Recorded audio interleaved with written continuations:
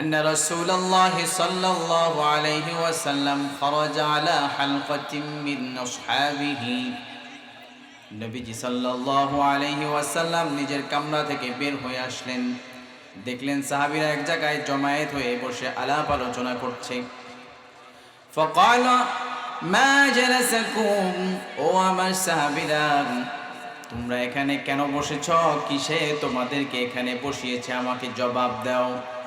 নবীজির প্রশ্ন শুনে সাহাবীরা বলে, ইয়া রাসূলুল্লাহ, জালাসনা নাযকুরুল্লাহ ওয়া নাহমাদুহু আলা মা হাদানা লিল ইসলাম ওয়া মান্না বিহি আলাইনা।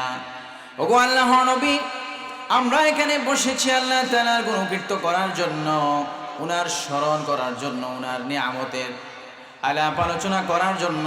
আমরা যে মুসলমান হতে পেরেছি, আল্লাহ তাআলা আমাদেরকে মুসলমান বানিয়েছেন, এই জন্য কৃতজ্ঞতা স্বরূপ নিজেদের ঈমানকে আরো ধারালো করার জন্য। এভাবেই যত ধরনের আলাপ আলোচনা আছে কোরআন হাদিসের আলোচনা করার জন্য। নবীজি জবাব শুনে এবার জিজ্ঞেস করলেন, ওয়াল্লাহি মা জালাসাকুম ইল্লা যাক। ও আমার সাহাবীরা, তোমাদেরকে আমি আরো মজবুত ভাবে জিজ্ঞেস করছি, তোমরা কি এই জন্যই বসেছো নাকি অন্য কোনো উদ্দেশ্য আছে? আমাকে একটু জানাও। সাহাবীগণ জবাব দিয়ে বললেন, ওয়াল্লাহ মা আজলাসানা ইল্লা যাক। এখানে আমরা কোনো দুনিয়াবী উদ্দেশ্য নিয়ে বসি নাই, আমরা এখানে আল্লাহ তাআলার স্মরণে এখানে বসেছি। কোরআনের আলোচনা, হাদিসের আলোচনা, এই সমস্ত উদ্দেশ্য নিয়েই একমাত্র এখানে বসেছি, অন্য কোনো উদ্দেশ্য আমাদের নাই। এবার নবী করিম সাল্লাল্লাহু আলাইহি ওয়াসাল্লাম সাহাবীদেরকে ডেকে বললেন, ইয়া আমার সাহাবীরা, আমা ইন্নী লাম আস্তাহলিফকুম তুহমাতান লাকুম ওয়ালাকিন্নাহু আতানি জিবরিল ফাআখবারানি আন্নাল্লাহা সুবহানাহু ওয়া তাআলা ইউবাহি বিকুমুল মালাইকা। ওরে আমার সাহাবীরা, মনোযোগ দিয়ে শোনো, আমি তোমাদেরকে কোনো ধরনের অভিযোগ করার জন্য প্রশ্ন করি নাই, অনুযোগের জন্য প্রশ্ন করি নাই, বরং আমি বড় আশ্চর্যান্বিত হয়ে পড়েছি। আমি বড় আশ্চর্য হয়েছি, কিছুক্ষণ আগেই আসমান থেকে স্বয়ং জিবরিল আমিন আলাইহিস সালাম নাজিল হলেন, এসে আমাকে বললেন, এই যে মানুষগুলো বসে বসে কোরআন এবং হাদিসের আলোচনা করছে, এই মজলিসে যারা বসেছে, এদের ব্যাপারে আল্লাহ তাআলা এত বেশি খুশি হয়ে গিয়েছেন, আল্লাহ তাআলার সেই আরশে মহল্লায় তাদেরকে নিয়ে গর্ব করতেছেন। সুবহানাল্লাহ। এত বড় একটা সুসংবাদ শুনে আপনারা সুবহানাল্লাহ বলার মতো শক্তি পেলেন না? একটু জোরে বলেন না সুবহানাল্লাহ। কেন সুবহানাল্লাহ বলছেন বলতে পারবেন? মনোযোগ নাই, বলতে পারবে না। এই ধরনের পরিবেশে মানুষগুলো বসার কারণে আল্লাহ রাব্বুল আলামিন উনার আরশে মহল্লা এই মানুষগুলোকে নিয়ে গর্ব করতেছেন, এই জন্য আমরা সুবহানাল্লাহ পড়েছি। বড় জোরে বলেন সুবহানাল্লাহ। কষ্ট লাগে নাকি পড়তে? সুবহানাল্লাহ বান্দা যখন পড়ে, আলহামদুলিল্লাহ বান্দা যখন পড়ে, নবীজি বলেন, আলহামদুলিল্লাহি তামলাউল মিজান। আলহামদুলিল্লাহ বাক্যটা বড় ছোট, কিন্তু এটার এত ওজন, এত পাওয়ার, এত শক্তি। বান্দা যখন আন্তরিকতার সাথে মন দিয়ে এই বাক্যটা পড়ে, তখন আল্লাহ রাব্বুল আলামিন যেই মিজানের পাল্লা ভারী হওয়ার কারণে সে জান্নাতে যাবে, ওই মিজানের পাল্লাকে আল্লাহ তাআলা ওজনদার বানায়া দেয়। সুবহানাল্লাহ।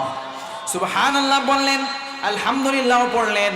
নবীজি বলেন, সুবহানাল্লাহি ওয়ালহামদুলিল্লাহি তামলাআন। এই যে তোমরা সুবহানাল্লাহ পড়লে, আগে আলহামদুলিল্লাহ পড়লে, এই যে তোমার সুবহানাল্লাহ ওয়াল হামদুলিল্লাহ গুলো পড়ো, তোমরা কি জানো নাকি এগুলো কত ওজনদার? এগুলো এত ওজনদার, তামলাউ মা বাইনাস সামাই ওয়াল আরদি, এত বেশি ওজনদার এগুলোর নেকি এত বেশি। আল্লাহ রাব্বুল আলামিন আসমান এবং জমিনের মধ্যবর্তী খালি জায়গাগুলো নেকি দিয়ে ভরপুর করে বান্দার আমলনামায় দিয়ে দেয়। সুবহানাল্লাহ। এই জন্য এগুলো একটু জোরে বলার চেষ্টা করবেন। কিছু আমল আছে, এগুলো আস্তে গোপনে করতে হবে। যেমন মনে করেন তাহাজ্জুদের নামাজ, আপনি চুপে চাপে পড়বেন, আল্লাহর কাছে কানাকাটি করবেন, আপনার গোপন কথাগুলো যা আছে, অভিযোগ অনুযোগ সব বলবেন, কিন্তু জামাতের নামাজ কি গোপনে পড়া যাবে নাকি? আপনি যতই লুকাইতে চান, মানুষকে 10 জনকে নিয়েই জামাতে পড়তে হবে, ঠিক কিনা বলেন? ইসলামের অনেক বিধান দেখবেন, কিছু আছে প্রকাশ্যে মানুষকে জানান দিয়ে করতে হয়, শিআর ইসলাম যেগুলোকে বলা হয়, আবার কিছু আছে গোপনে এরকম। এই জন্য আমি যখন সুবহানাল্লাহ বলবো, আমি তো গোপনেও জিকির করব, কিন্তু আমি কখনো কখনো যখন পরিবেশ কায়েম হয় তখন জোরে জোরেও বলবো। আমি যখন জোরে বলবো তখন এই সুবহানাল্লাহ শুধু নেকি হবে না, এই সুবহানাল্লাহর কারণে আশেপাশের গাছগাছালি, তরুলতা, আশেপাশের পাখি, পশু পাখি সব জিনিস আমার জন্য হাসরের ময়দানে সাক্ষী হয়ে যাবে। বলেন সুবহানাল্লাহ। গাছগুলো বলবে, অমুক জায়গায় চররামপুরের ওই মাঠে এই বান্দাকে আমি সুবহানাল্লাহ বলতে শুনেছি। ছোট ছোট পিপিলিকাগুলো বলবে হাসরের ময়দানে, ও আল্লাহ, অমুক বান্দাকে আমি ওই জায়গায় বসে বসে সুবহানাল্লাহ আলহামদুলিল্লাহ বলতে শুনেছি। আশেপাশের পশুগুলো, কুকুরগুলো, শিয়ালগুলো, ছোট ছোট ব্যাকটেরিয়া, ভাইরাসগুলো, যেই পোকাগুলো আমরা দেখতে পাই না, এরাও সাক্ষী দিবে। এই জন্য সাক্ষীর দরকার আছে না নাই? এই জন্য সাক্ষী বানানোর জন্য জোরে জোরে সুবহানাল্লাহ আলহামদুলিল্লাহ বলা যাবে তো ইনশাআল্লাহ। একটু শক্তি দিয়ে জোরে জোরে বলেন। শীতের দিন তো জোরে বললে শরীরটা এমনিতে একটু গরম হবে, কি বলেন, ঠিক কিনা? তো দেখেন এখানে বসলে কত নেই। এখানে যে আপনারা বসছেন, এই ঘোষণা দেওয়ার পরে নবীজির এই হাদিস শেষ, কিন্তু আল্লাহ তাআলা কি আলোচনা করেন এইটা আবার অন্য হাদিসে আসে। হাদিসে কারিমায় নবী করিম সাল্লাল্লাহু আলাইহি ওয়াসাল্লাম বলেন, ইন্নাল্লাহা সুবহানাহু ওয়া তাআলা ইয়াকুল, আল্লাহ রাব্বুল আলামিন ইরশাদ করেন, আল্লাহ রাব্বুল আলামিন ইরশাদ করেন, আনা ইনদা যান্নি আবদি বি, বান্দা আমার ব্যাপারে যেই রকম ধারণা করে আমি আল্লাহ তাআলা তাকে ওই রকম নিয়ামত দান করি। ওয়া ইন যাকারানি ফি নাফসিহি যাকারতুহু ফি নাফসি, বান্দা যখন আমাকে মনে মনে মহাব্বত করে স্মরণ করে, কেউ জানে না মনের খবর, আল্লাহ ছাড়া কেউ জানে নাকি? কেউই জানে না। কে জানেন মনের খবর? কে জানেন? আল্লাহ তাআলা জানেন। মনে মনে স্মরণ করলো, রাস্তা দিয়ে হেঁটে যাচ্ছে, হঠাৎ করে সে আল্লাহকে স্মরণ করলো, গাছগাছালি তরুলতা দেখে বললো, আল্লাহ তাআলা জমিনটাকে কত সুন্দরভাবে সাজিয়েছেন। এভাবে আল্লাহ তাআলাকে মনে মনে স্মরণ করলো। আল্লাহ রাব্বুল আলামিন বলেন, যাকারতুহু ফি নাফসি, আমার বান্দা যখন আমাকে স্মরণ করে, আমি আল্লাহ রাব্বুল আলামিন স্বয়ং মনে মনে আমার বান্দাকে স্মরণ করি। সুবহানাল্লাহ। ওয়া ইন যাকারানি ফি মালাইন যাকারতুহু ফি মালাইন খায়রিম মিনহুম, আর বান্দা যখন জনসম্মুখে আমার গুণকীর্তন করে, আমার প্রশংসা করে, আমাকে স্মরণ করে, আমি আল্লাহ রাব্বুল আলামিন তাকে তার চাইতে আরো উঁচু মহলে বড় বড় দামি দামি ফেরেশতাদের সামনে তাকে নিয়ে গর্ব করি। সুবহানাল্লাহ। ওয়া ইন তাকাররাবা ইলাইয়া শিবরান তাকাররাবতু ইলাইহি দিরা, বান্দা যখন আমাকে পাওয়ার জন্য এক বিঘত পরিমাণ অগ্রসর হয়, আমি আল্লাহ রাব্বুল আলামিন তার দিকে এক হাত অগ্রসর হই। সুবহানাল্লাহ। ওয়া ইন তাকাররাবা ইলাইয়া যিরাআন তাকাররাবতু ইলাইহি বা'আ, বান্দা যখন আমাকে পাওয়ার জন্য এক হাত অগ্রসর হয়, আমি রব আল্লাহ স্বয়ং তার দিকে 2 হাত অগ্রসর হই। সুবহানাল্লাহ। ওয়া ইন তাকাররাবা ইলাইয়া শিবরান ওয়া ইন তাকাররাবা ইলাইয়া শিবরান তাকাররাবতু ইলাইহি যিরাআন ওয়া ইন আতানি ইয়ামশি আতাইতুহু হারওয়ালা, বান্দা যখন আমাকে পাওয়ার জন্য তার গতিটা হয় হাঁটার গতি, হাঁটার গতিতে সে আসে, আমি আল্লাহ রাব্বুল আলামিন তাকে কাছে দেওয়ার জন্য দৌড়ায়া দৌড়ায়া তার দিকে আসি। সুবহানাল্লাহ। এই যে আপনারা আসছেন, এই যে মাহফিলে আসছেন, কদম ফেলে ফেলে আসছেন, প্রতি কদমে কদমে আল্লাহ তাআলা আপনার দিকে আরো দ্বিগুণ গতিতে অগ্রসর হয়েছেন, আগায় আসেন। বলেন না সুবহান। লাভ আছে না নাই? আরো লাভ আছে, আরো লাভ আছে। আল্লাহ রাব্বুল আলামিনের হাবিব বিশ্বনবী মুহাম্মদুর রাসূলুল্লাহ সাল্লাল্লাহু আলাইহি ওয়াসাল্লাম বলেন, বান্দারা যখন এই সমস্ত মজমায় বসে সুবহানাল্লাহ আলহামদুলিল্লাহ এই ছোট ছোট জিকিরগুলোর সাথে সাথে পড়ে, আল্লাহ রাব্বুল আলামিন বলেন, হাদিসে কারিমায় নবীজি বলেন, মা আনআমাল্লাহু আলা আবদিন নি'মাতান ফাশাকারা ওয়া ক্বালা আলহামদুলিল্লাহ ইল্লা কানাল্লাযী আ'তাহু আফদালা মিম্মা আখাযা। আমার বান্দা যখন আমার প্রশংসা করে আলহামদুলিল্লাহ পড়ে, আমি আল্লাহ রাব্বুল আলামিন তাকে যেই কারণে পড়েছে, কোনো একটা জিনিস হয়তোবা সে দুনিয়াতে পেয়েছে, কোনো একটা নিয়ামত সে লাভ করেছে, সেটা পেয়ে সে আমার দরবারে আলহামদুলিল্লাহ পড়েছে, আমি আল্লাহ রাব্বুল আলামিন তার চাইতে বহু গুণে উত্তম, বহু গুণে মর্যাদা সম্পন্ন, বহু গুণে বেশি ওজনদার নিয়ামত আল্লাহ রাব্বুল আলামিন আমি বান্দার জন্য বরাদ্দ করে দেই। সুবহানাল্লাহ। যখন কোনো নিয়ামত বান্দারা পেয়ে শুকরিয়া আদায় করে, আলহামদুলিল্লাহ পড়ে, সুবহানাল্লাহ পড়ে, বিভিন্ন জিনিস সে পড়ে, তখন আল্লাহ রাব্বুল আলামিন নিয়ামতের পরিমাণকে আরো বেশি গুণে বাড়ায় দেন, বলেন না সুবহানাল্লাহ। এই জন্য এই যে ছোট্ট ছোট্ট জিকিরগুলো, আমরা এগুলোকে হালকা মনে না করি, আমরা এগুলোকে খুব মহাব্বত নিয়ে দিলে আল্লাহ তাআলার ভালোবাসা, নবীর ভালোবাসা নিয়ে পড়ব, তবে এই ছোট্ট ছোট্ট জিনিসগুলো আমার মিজানের পাল্লায় যখন আমি বিপদে পড়ে যাব দিবে, আর সেটা ভারী হয়ে যাবে, আর আমাকে জান্নাতে যাওয়ার ফয়সালা করে দিবে। সুবহানাল্লাহ। তো যাই হোক, আমি আপনাদের জন্য একটা হাদিস, অসংখ্য অগণিত হাদিস থেকে একটা হাদিস আমি খুঁজে নিয়ে আসছি, যে এই হাদিসটা আমি এই মাহফিলে এসে আপনাদের সামনে পেশ করব। আপনারা কি একটু হাদিসটা মনোযোগের সাথে শুনবেন? হাদিসটা আছে মিশকাত শরীফের 61 নম্বর হাদিস, মুসনাদে আহমদের 2275 নম্বর হাদিস। হাদিসটা বর্ণনা করছেন মুআজ ইবনে জাবাল রাদিয়াল্লাহু তাআলা আনহু। এখানে নবীজি উনাকে খুব গুরুত্বপূর্ণ 10টা বিষয় উনাকে উদ্দেশ্য করে বলে উম্মতকে শিক্ষা দিয়েছে, আর এই 10টা বিষয়কে যে ধারণ করতে পারবে সে দুনিয়া এবং আখিরাতের সফলতা, কামিয়াবি লাভ করতে পারবে, বলেন না সুবহানাল্লাহ। মুআজ ইবনে জাবাল রাদিয়াল্লাহু তাআলা আনহু বলেন, আওসানি রাসূলুল্লাহ সাল্লাল্লাহু আলাইহি ওয়াসাল্লাম বিআশরি কালিমাত।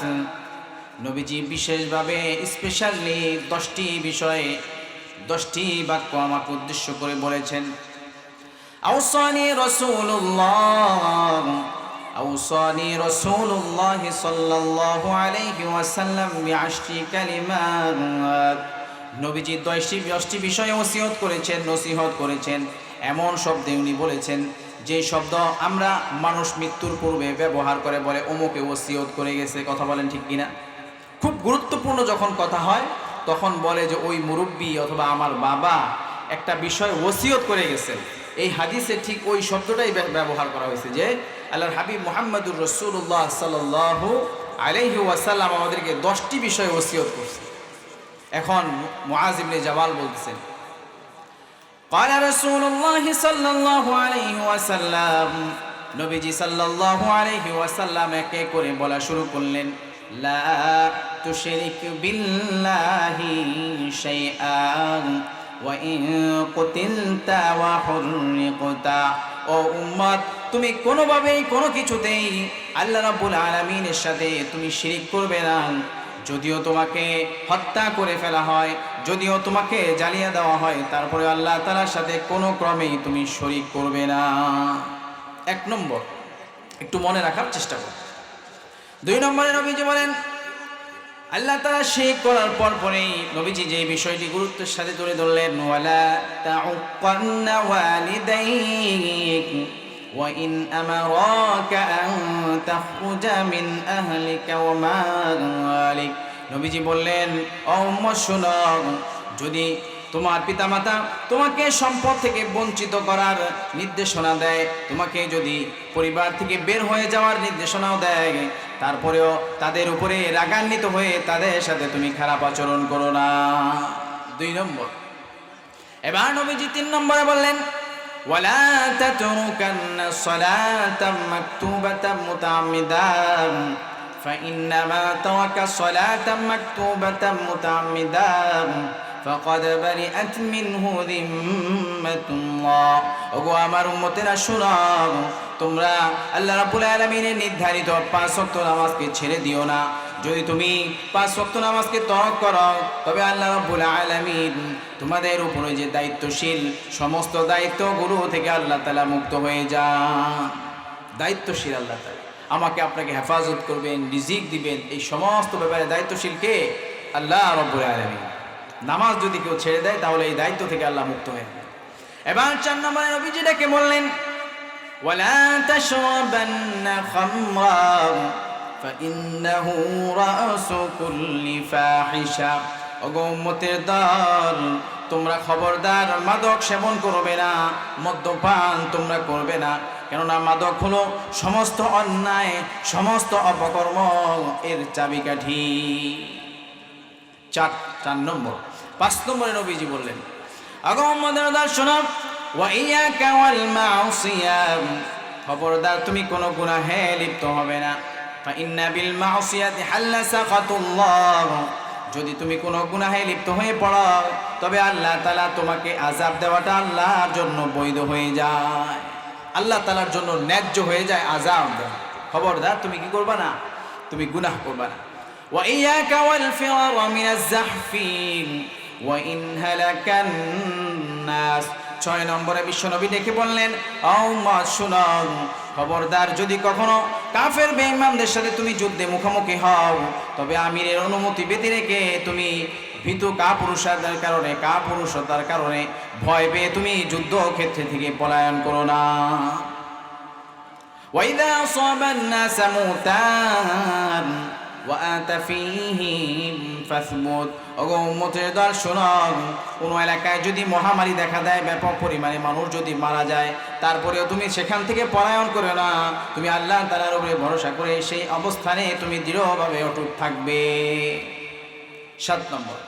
8 নম্বরে আল্লাহর হাবিব বলেন, ওয়া আনফিক আলা ইয়ালিকা মিন তাওলিক, তুমি তোমার পরিজনের পেছনে সামর্থ্য সাধ্য অনুযায়ী তুমি ব্যয় করবে।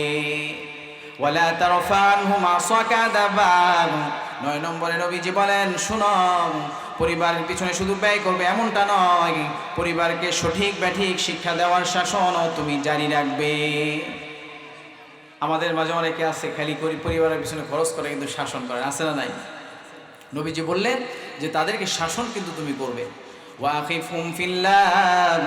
10 নম্বরে নবীজি বললেন তাদেরকে আল্লাহ তাআলার ভয় দেখাবে, আল্লাহ তাআলাকে ভয় করা তুমি তাদেরকে শিখিয়ে দিবে। এই 10টি বিষয় নবীজি স্পেশালি বললেন। 10টা বিষয়, 10টা পয়েন্ট আমি আপনাদের সামনে মাহফিল কমিটির আরজ অনুযায়ী মাদক সংক্রান্ত যে পয়েন্টটা সেটা নিয়ে আলোচনা করব। আল্লাহ তাআলা যতটুকু তৌফিক দান করেন।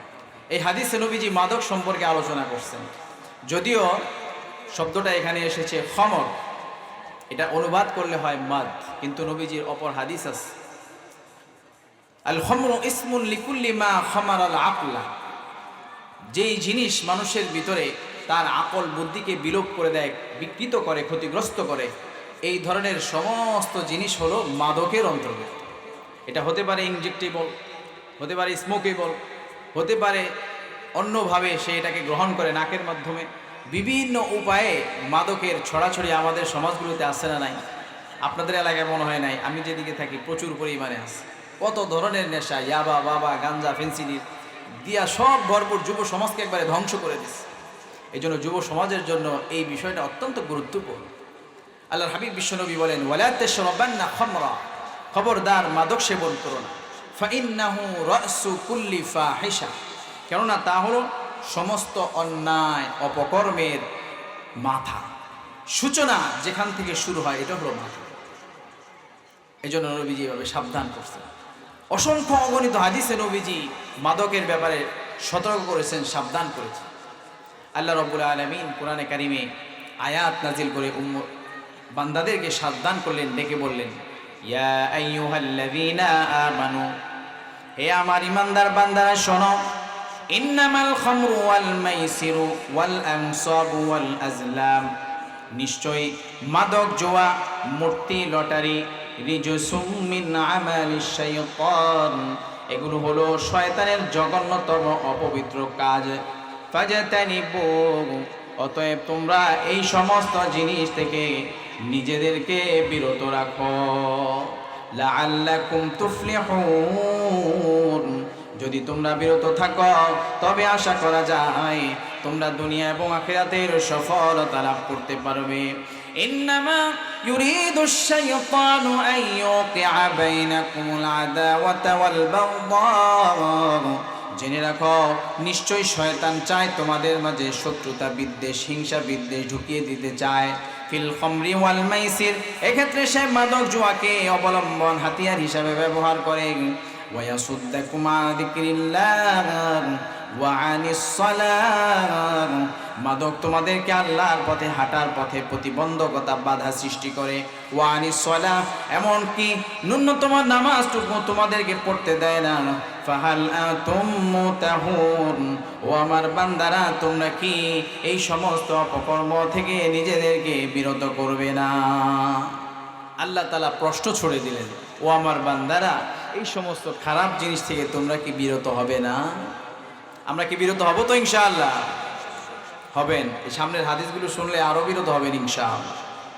এই আয়াত যখন নাজিল হয়, আবু হুরায়রা রাদিয়াল্লাহু তাআলা আনহু বলেন, মক্কা এবং মদিনায় প্রচুর পরিমাণ মানুষ মাদক গ্রহণ করত, প্রচুর মদ ছিল, মদের প্রচলন ছিল। তখন তো আর এই আধুনিক জমানার মতো এই মাদককে বিভিন্ন ফর্মে মডিফাই করতে পারে নাই। এখন পাউডার, লিকুইড, বিভিন্ন ফর্মে মাদক চলে আসছে।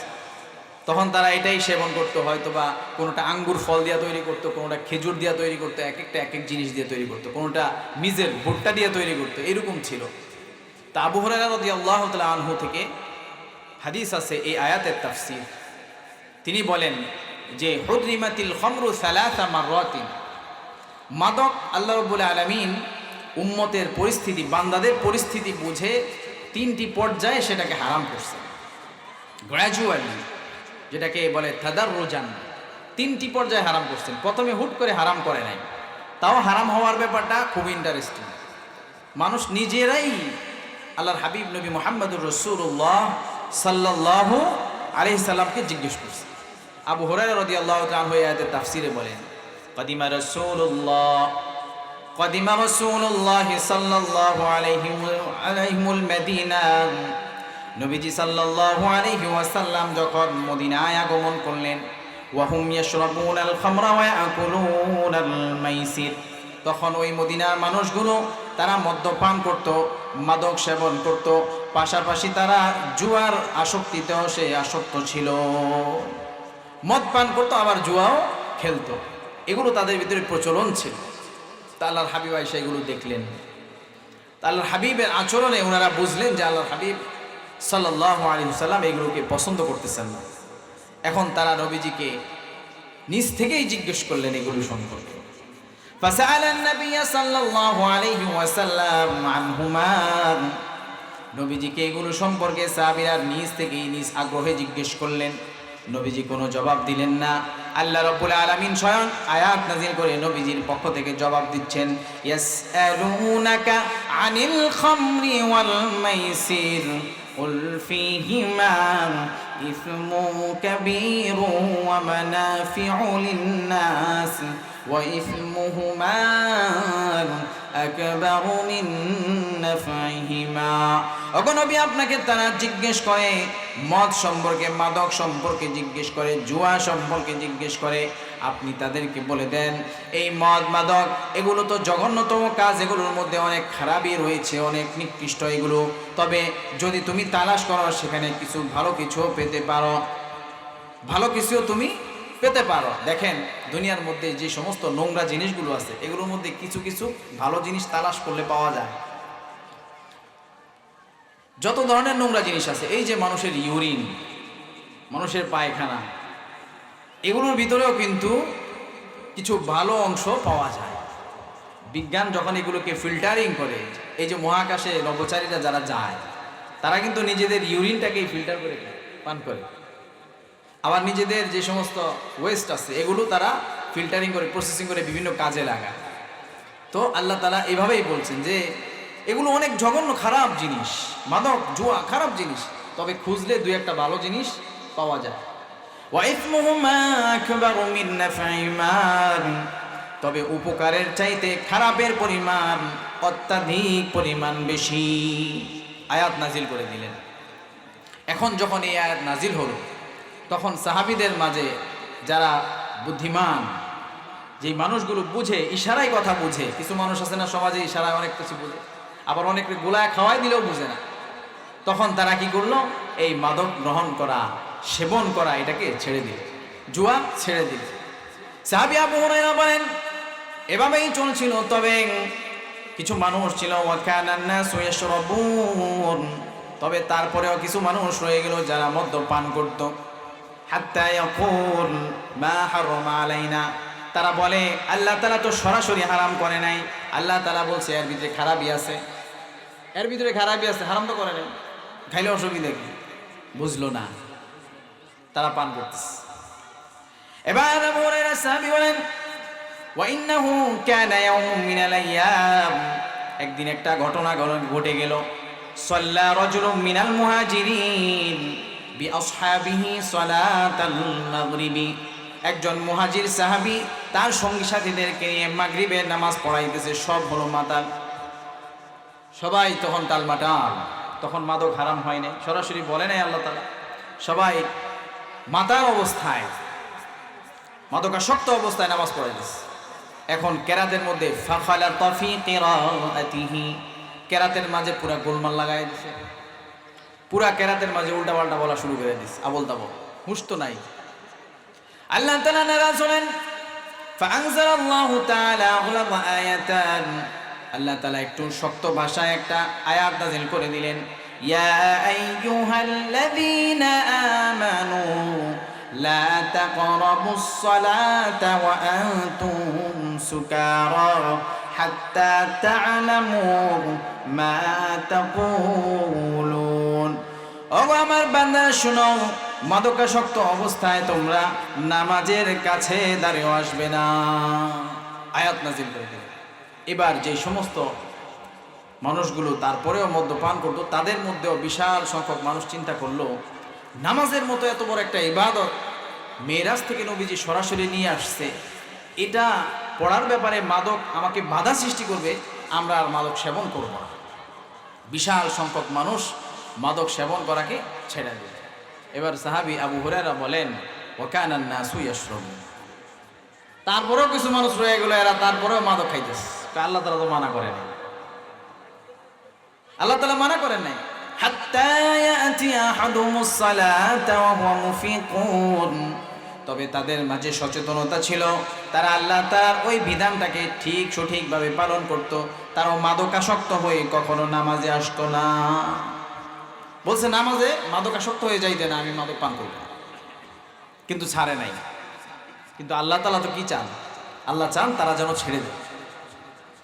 এবার তৃতীয় পর্যায়ে, চূড়ান্ত পর্যায়ে আল্লাহ তাআলা আয়াত নাযিল করে দিলেন। ইয়া আইয়ুহাল্লাযীনা আমানু ইন্নামাল খামরু ওয়াল মাইসিরু ওয়াল আনসাবু ওয়াল আজলাম রিজসুম মিন আমালিশ শাইতান ফাজতানিবুহু লাআল্লাকুম তুফলিহুন। আল্লাহ তাআলা মাদক জুয়া মূর্তি লটারি এগুলোকে হারাম করে সরাসরি আল্লাহ তাআলা আয়াত নাজিল করে দিলেন। সুবহানাল্লাহ, নাজিল করে দিলেন।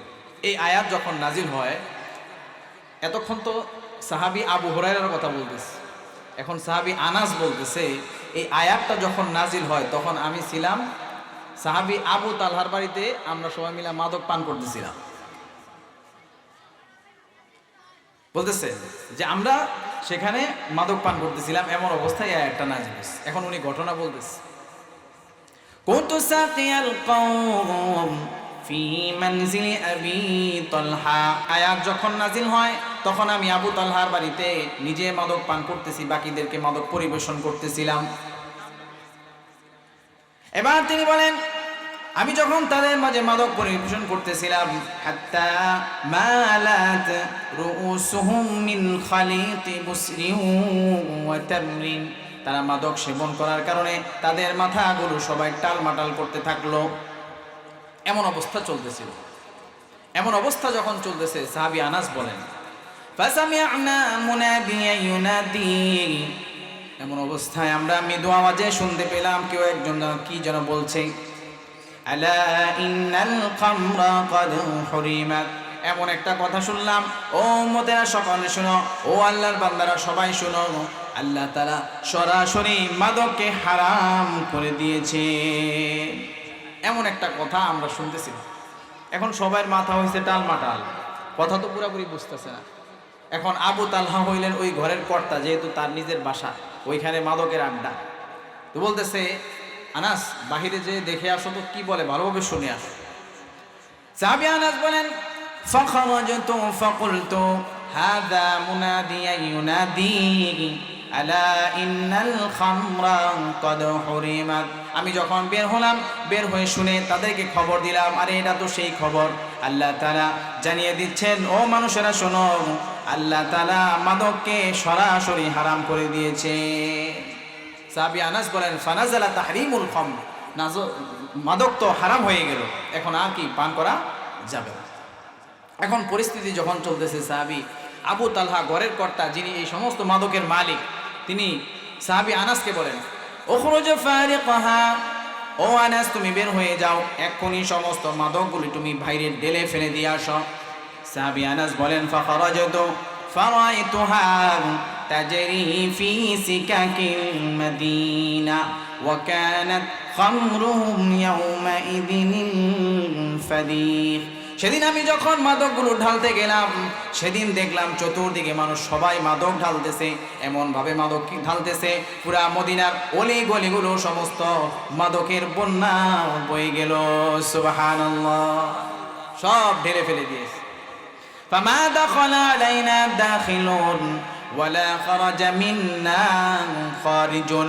যখন আল্লাহ তাআলার এই বিধানটা নাজিল হয়ে গেল, তখন আমাদের মাঝে নতুন করে কেউ আর মদ্যপান করার জন্য, মাদক সেবনের জন্য আসে নাই, আবার আমাদের থেকে কেউ মাদক আসক্ত অবস্থায় সেখান থেকে কেউ কখনো বের হয় নাই।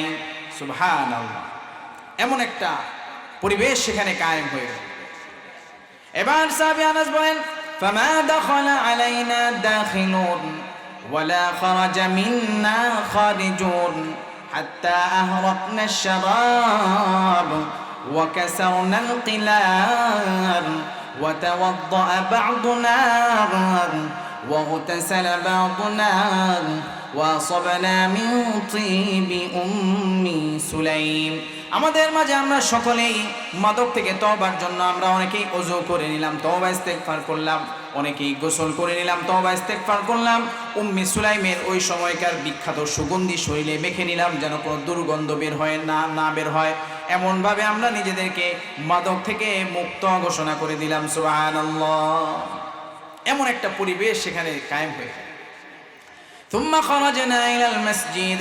সাহাবী আনাস বলেন, অতঃপর আমরা এই কথাটি, আল্লাহ তাআলার হারামকৃত বিধানটি আল্লাহর হাবিব বিশ্বনবী মুহাম্মদুর রাসূলুল্লাহ সাল্লাল্লাহু আলাইহি ওয়াসাল্লামের জবান মুবারকে শোনার জন্য মসজিদের দিকে রওনা হয়ে গেলাম। যে দেখলাম, ফাইদা রাসূলুল্লাহি সাল্লাল্লাহু আলাইহি ওয়াসাল্লাম ইয়াকরাউ ইয়া আইয়ুহাল্লাযীনা আমানু ইন্নামাল খামরু ওয়াল মাইসির ওয়াল আনসাবু ওয়াল আজলাম রিজসুম মিন আমালিশ শাইতান فاجتنبوه لعلكم تفلحون إنما يريد الشيطان أن يوقع بينكم العداوة والبغضاء في الخمر والميسر ويصدكم عن ذكر الله وعن الصلاة فهل أنتم منتهون।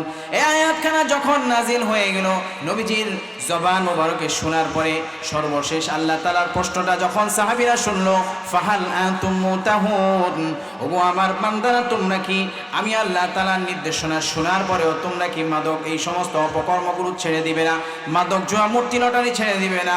তখন সাহাবীরা দলে দলে স্লোগান দিতে লাগলো, ইনতাহাইনা রব্বানা ইনতাহাইনা রব্বানা ইনতাহাইনা রব্বানা। ওগো আমাদের প্রতিপালক, আমরা আপনার ডাকে সাড়া দিয়ে আমরা জানান দিয়ে দিচ্ছি, সাক্ষ্য দিয়ে দিচ্ছি, আমরা আপনার প্রশ্নের জবাব দিয়ে দিচ্ছি, আমরা সমস্ত ধরনের এই ধরনের অপকর্ম, মাদক জুয়া মূর্তি লটারি থেকে নিজেদেরকে আজীবনের জন্য মুক্ত ঘোষণা করে দিলাম। সুবহানাল্লাহ। আচ্ছা, আমাদের মাঝে মাদকাসক্ত ব্যক্তি থাকা, মাদক গ্রহণ করে এমন মানুষ থাকা স্বাভাবিক না অস্বাভাবিক? স্বাভাবিক। অথবা ভবিষ্যতে কেউ আক্রান্ত হয়ে যেতে পারে। এই জন্য যারা আক্রান্ত আছি তারা আল্লাহর এই ডাকে সাড়া দিয়ে সাহাবীদের সুরে সুর মিলিয়ে তাদের ভাষায় আমরা কি একটু বলতে পারি না? তাহলে যারা মাদকের সাথে যুক্ত তারা মাদক থেকে তওবার নিয়তে বলি, আর যারা যুক্ত না তারা সাহাবীদের সাথে সাহাবীদের মতো করে আল্লাহর দরবারে একটু সাড়া দেওয়ার উদ্দেশ্যে ভবিষ্যতে যেন কোনো ধরনের আমার সংশ্লিষ্টতা তৈরি না হয়, এমনকি আমার পরিবারের কোনো সদস্য যেন আক্রান্ত না হয়, এই নিয়তে সকলে একটু সাহাবীদের সুরে সুরে সাহাবীদের বলার ভাষায় একটু বলেন না, ইনতাহাইনা রব্বানা বলেন, বলার চেষ্টা করেন, ইনতাহাইনা বলেন, ইনতাহাইনা যুবকরা বিশেষভাবে, ইনতাহাইনা ইনতাহাইনা রব্বানা ইনতাহাইনা রব্বানা। শব্দটা একটু কঠিন মনে হয় বাঙালিদের জন্য, নতুন তো এই জন্য কষ্ট হইতেছে। তাহলে বাংলায় বলেন, হে আল্লাহ আপনার ডাকে, বলেন হে আল্লাহ আপনার ডাকে সাড়া দিয়ে আমি সমস্ত ধরনের মাদকতা থেকে নিজেকে আজীবনের জন্য মুক্ত ঘোষণা করলাম, বলেন আমিন। শব্দটা একটু কঠিন। সাহাবীরা স্লোগানে স্লোগানে মদিনার অলিগলিতে স্লোগান দিতে থাকলো। সবাই মাদকের, শুধু মাদক ঢেলে ফেলে দিল এমন না, সমস্ত মাদকের পাত্রগুলো দামি দামি মাদকের, দেখেন না দামি দামি মদের বোতল পেপার পত্রিকায় আসে ধরা পড়ে মাদক সহ, এগুলো সব ভেঙে ঢেলে ফেলে দিস। সুবহানাল্লাহ, কিভাবে ওনারা সাড়া দিচ্ছেন, এই হলো এই আয়াতের তাফসীর। এখন দেখেন, এখন সাহাবীদের মাঝে সাহাবী আনাস এবং সাহাবী আবু হুরায়রা ওনারা দুইজনে বলেন এখন তাদের মাঝে আর কোনো টেনশন নাই, কিন্তু একটা টেনশন ঢুকে গেছে, একটা টেনশন তাদের ভিতরে ঢুকে গেছে। এখন তারা লোকেরা বলা বলি করতে লাগলো, فقال بعض القوم قتل قوم وهي في بطونهم। আহারে আমাদের মাঝে কত বাবা ছিল, ভাই ছিল, চাচা ছিল, বন্ধু বান্ধব ছিল, অনেকেই তো এই মাদকাসক্ত অবস্থায় মারা গেছে, ইন্তেকাল করে কবরে চলে গেছে, তাদের পরিণতি কি হবে? চিন্তায় পড়ে গেল। দেখেন ওনারা যেভাবে নিজের চিন্তা করতেন ঠিক তেমনইভাবে বাবা মার চিন্তা করতেন, আত্মীয় স্বজন বন্ধু বান্ধব যারা কবরে শায়িত তাদের চিন্তা করতেন। আর আজকে আমাদের কত আত্মীয় স্বজন দুনিয়াতে নেই, কয়দিন তাদের জন্য নামাজ পড়ে মনোযোগের সাথে দোয়া করছে, বছরে 365 দিন কয়দিন দোয়া করছে, অথচ হাদিসে কারিমে আসছে যে তারা আত্মীয় স্বজনের দোয়ার অপেক্ষায় বসে থাকে, অপেক্ষমান তারা থাকে, এই জন্য দোয়া করতে হয়। সাহাবীরা চিন্তিত হয়ে গেল, এখন কি করবে চিন্তা করতে করতে এক পর্যায়ে সাহস করে নবীজিকে জিজ্ঞেস করলেন, ইয়া রাসূলুল্লাহ ইয়া হাবিবাল্লাহ ফামা মানজিলাতু মান মাতা মিন্না ওয়া হুয়া ইয়াশরাবুহা। ওগো আল্লাহর নবী, আমাদের মাঝে তো অনেক মানুষ এমন ছিল যারা নাসুন কুতিলু ফি সাবিলিল্লাহ, অনেকে তো আল্লাহর রাস্তায় যুদ্ধ জিহাদ করে শহীদ হয়েছিল, কিন্তু তারা মাদকাসক্ত ছিল, কারণ তখনও হারাম হয় নাই। আও মাতু আলা ফুরুশিহিম, অনেকে ঘরে বিছানায় মারা গিয়েছে, তাদের পরিণতি কি হবে? তাদের কি পরিণতি হবে? যখন এই প্রশ্ন করলো, আল্লাহ তাআলা স্বয়ং আয়াত নাজিল করে জবাব দিয়ে দিলেন, সুবহানাল্লাহ, লাইসা আলাল্লাযীনা আমানু ওয়া আমিলুস সালিহাতি জুনাহুন ফীমা তাইমু। যেই সমস্ত বান্দারা আমার প্রতি ঈমান এনেছে, নেক আমল করেছে, আমি ততদিন পর্যন্ত যত বিধিবিধান নাজিল করেছি সেগুলোকে মান্য করেছে, তারা তো তখন জীবিত ছিল না, তাদের জীবদ্দশায় এটাকে হারাম নাজিল হয় নাই। এই জন্য আমি আল্লাহ রাব্বুল আলামিন এই জন্য তাদেরকে কোনো ধরনের আযাব গজব আমি দিব না, সুবহানাল্লাহ, কারণ তাদের জীবদ্দশায় এটা হারাম হয় নাই, পরবর্তীতে হারাম হয়েছে। এভাবে লম্বা হাদিস, আর অনেক আলোচনা আছে এই হাদিস। এভাবে আল্লাহ রাব্বুল আলামিন মাদক জুয়া মূর্তি লটারিকে হারাম করলেন। তো নবীজি সাহাবীদেরকে ফেরানোর জন্য বারবার বিভিন্ন সময় বিভিন্ন অবস্থায় হাদিস বর্ণনা করতেন। একবার নবীজি বলতেছেন, এই তোমরা কি জানো যে মাদক সেবন করে তার দৃষ্টান্ত কিরকম জানো? আরে একজন মুমিন মুসলমান সে মাদক সেবন করবে তো দূরের কথা, মাদকের আসর, মাদকের আড্ডাখানা, মাদকের আকড়া যেই জায়গায় বসে সেখান থেকে সে বহু দূরে নিজের দূরত্ব বজায় রাখবে। কথা বলেন ঠিক কিনা? আল্লাহর হাবিব বিশ্ব নবী বলেন, মান কানা ইউমিনু বিল্লাহি ওয়াল ইয়াউমিল আখির ফালা ইয়াকউদু আলা মাইদাতিন ইউদারু আলাইহাল খামরু।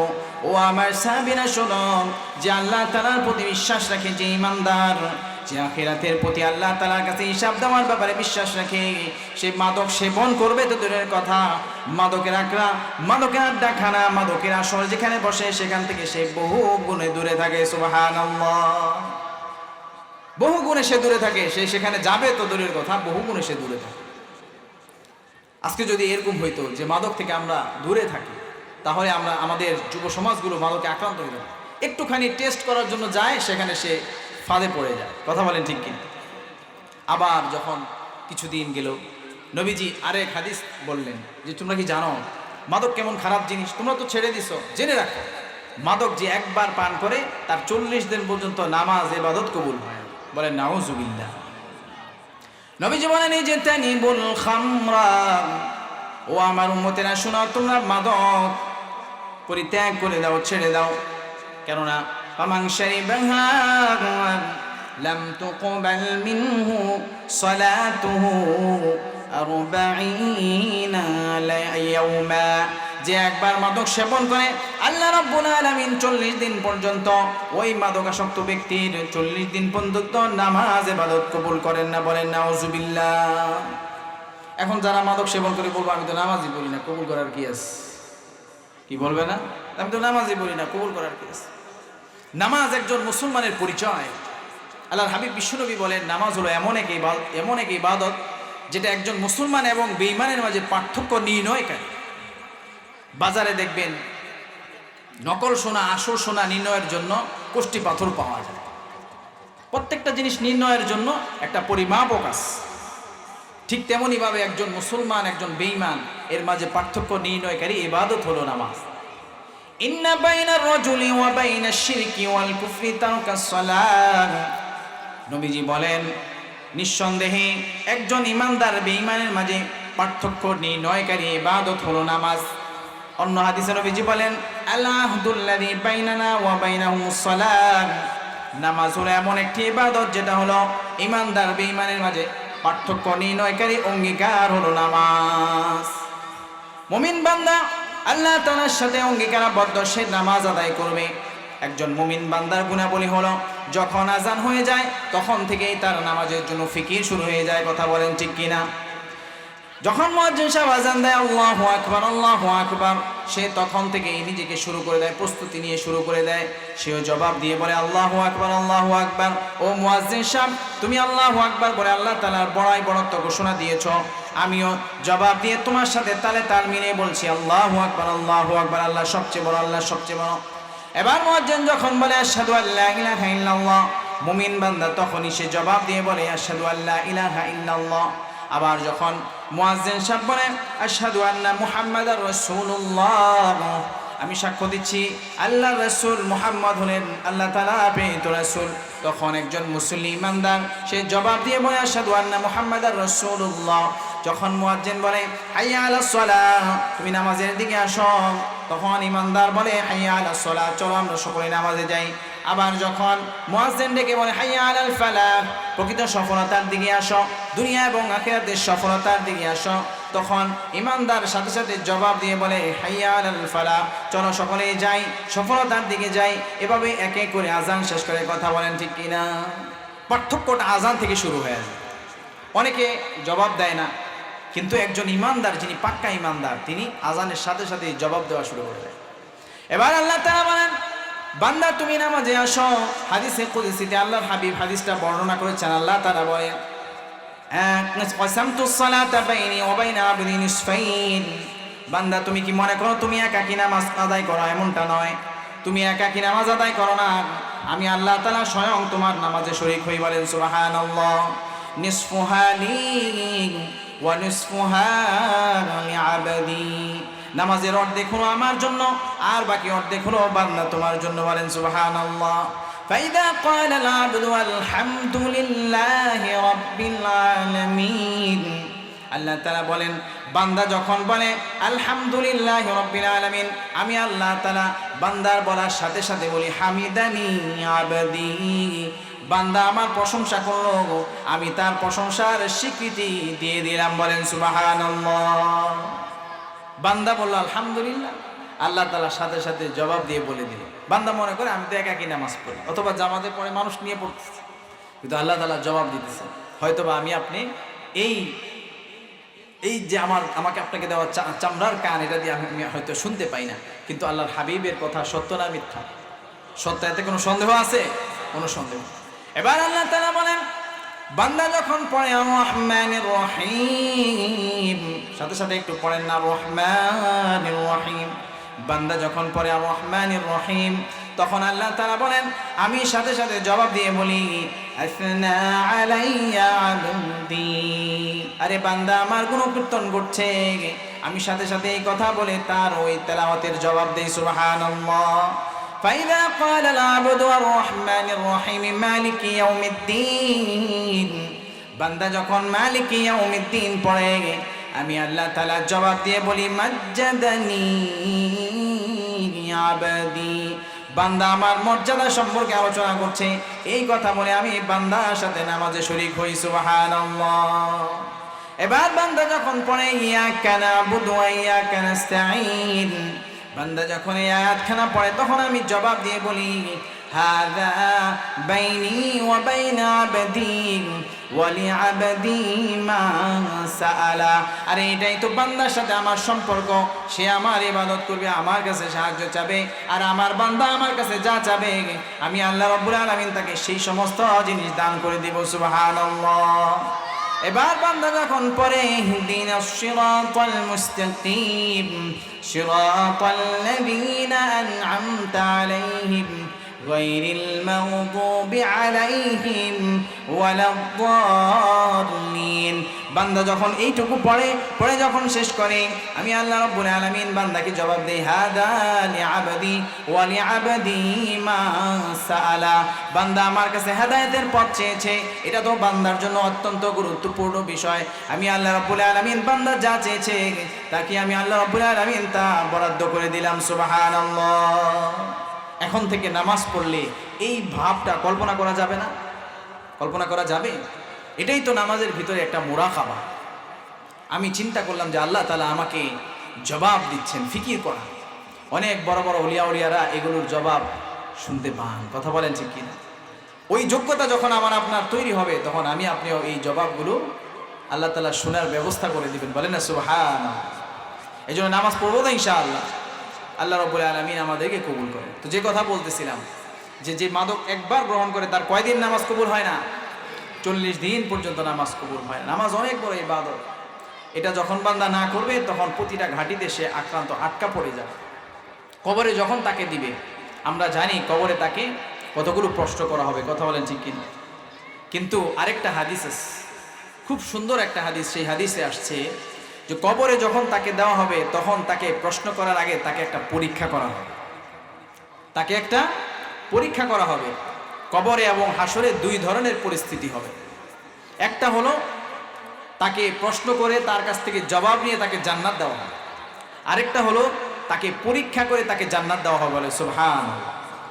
পরীক্ষা করে যাকে জান্নাত দেওয়া হবে সে খুব সহজেই জান্নাতে যেতে পারবে, সুবহানাল্লাহ।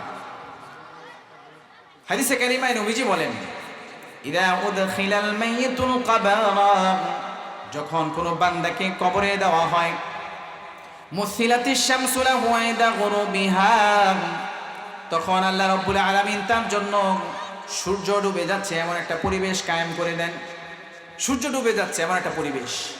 একজন মানুষ অনেক কাজকাম করলো, কাজকাম করে বাসায় এসে দুপুরবেলা 2-4টা খেয়ে একটু রেস্ট নিছে, একটু কাইলুলা করছে, একটু ঘুমাইতেছে। এমন অবস্থায় তার হঠাৎ করে ঘুম ভাঙছে। সে যদি নামাজি হয়, সে সর্বপ্রথম ঘড়ির দিকে তাকায় চিন্তা করবে যে নামাজের ওয়াক্ত কি চলে গেল কিনা, কথা বলেন ঠিক কিনা? এটা হচ্ছে নামাজির একটা বৈশিষ্ট্য, এটা নামাজি ছাড়া বেনামাজির এটা বুঝবে না। একজন নামাজি মানুষ ঘড়ির দিকে তাকায়, যতবার তাকায় অধিকাংশ সময় নামাজের সময়ের খেয়াল রাখার জন্য তাকায়, কথা বলেন ঠিক কিনা?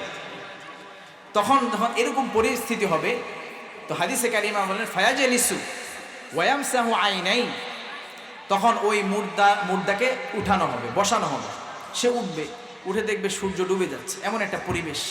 তার চোখগুলো সে কসলাবে আর বলবে দাউনি উসল্লি। দেখবে কিছু মানুষ আশেপাশে আছে, সে মনে করবে হয়তো কোনো কাজে আসছে, দুনিয়াবি একটা পরিবেশ তার ভিতরে কায়েম করে দেওয়া হবে কবরের ভিতরে। তো সে বলবে তোমরা একটু সরব, আসরের ওয়াক্ত শেষ হয়ে যাইতেছে, আমি একটু নামাজটা পড়ে নিই। সুবহানাল্লাহ বলেন। বান্দা যখন এমন পরিস্থিতিতে পড়বে, তখন বান্দা যখন এই পরীক্ষায় পাশ হয়ে যাবে, বলবে দাউনি উসাল্লি, ও মানুষেরা তোমরা একটু সরো, নামাজের ওয়াক্ত চলে যাচ্ছে, আমি একটু নামাজটা পড়ে নিই। ফায়ুনাদি মুনাদিম মিনাস সামা আন্নাহু ক্বাদ সাদাকা ফাআফরিশুহু মিনাল জান্নাহ ওয়া আলবিসুহু মিনাল জান্নাহ ওয়াফতাহু লাহু বাবান মিনাল জান্নাহ। আসমান থেকে ঘোষণাকারী ঘোষণা দিয়ে বলবে, আমার বান্দা হলো একজন সত্যবাদী বান্দা, দুনিয়াতে সে নামাজের বড় কদর করেছে, মূল্যায়ন করেছে, সে পরীক্ষায় পাশ করে ফেলেছে, তার জন্য জান্নাতি পোশাক বরাদ্দ করে দাও, তার জন্য জান্নাতি বিছানা বরাদ্দ করে দাও, আর তার কবরটা এমনভাবে জান্নাতমুখী, তার কবরে একটি দরজা তোমরা লাগায় দাও। বলেন সুবহানাল্লাহ। একটা দরজা খুলে দাও, আর কোনো প্রশ্নের দরকার আছে? সে তখনই পাস। এজন্য আমি আপনি যদি পাস করতে চাই তাহলে নামাজি হতে হবে। কথা বলেন ঠিক কিনা? এই জন্য নামাজ পড়ো। তো যাই হোক, আমাদের কথা চলতেছিল মাদক সম্পর্কে। 40 দিন নামাজ কবুল হয় না, এতটুকু হাদিস বলে নবীজি বলতেছেন,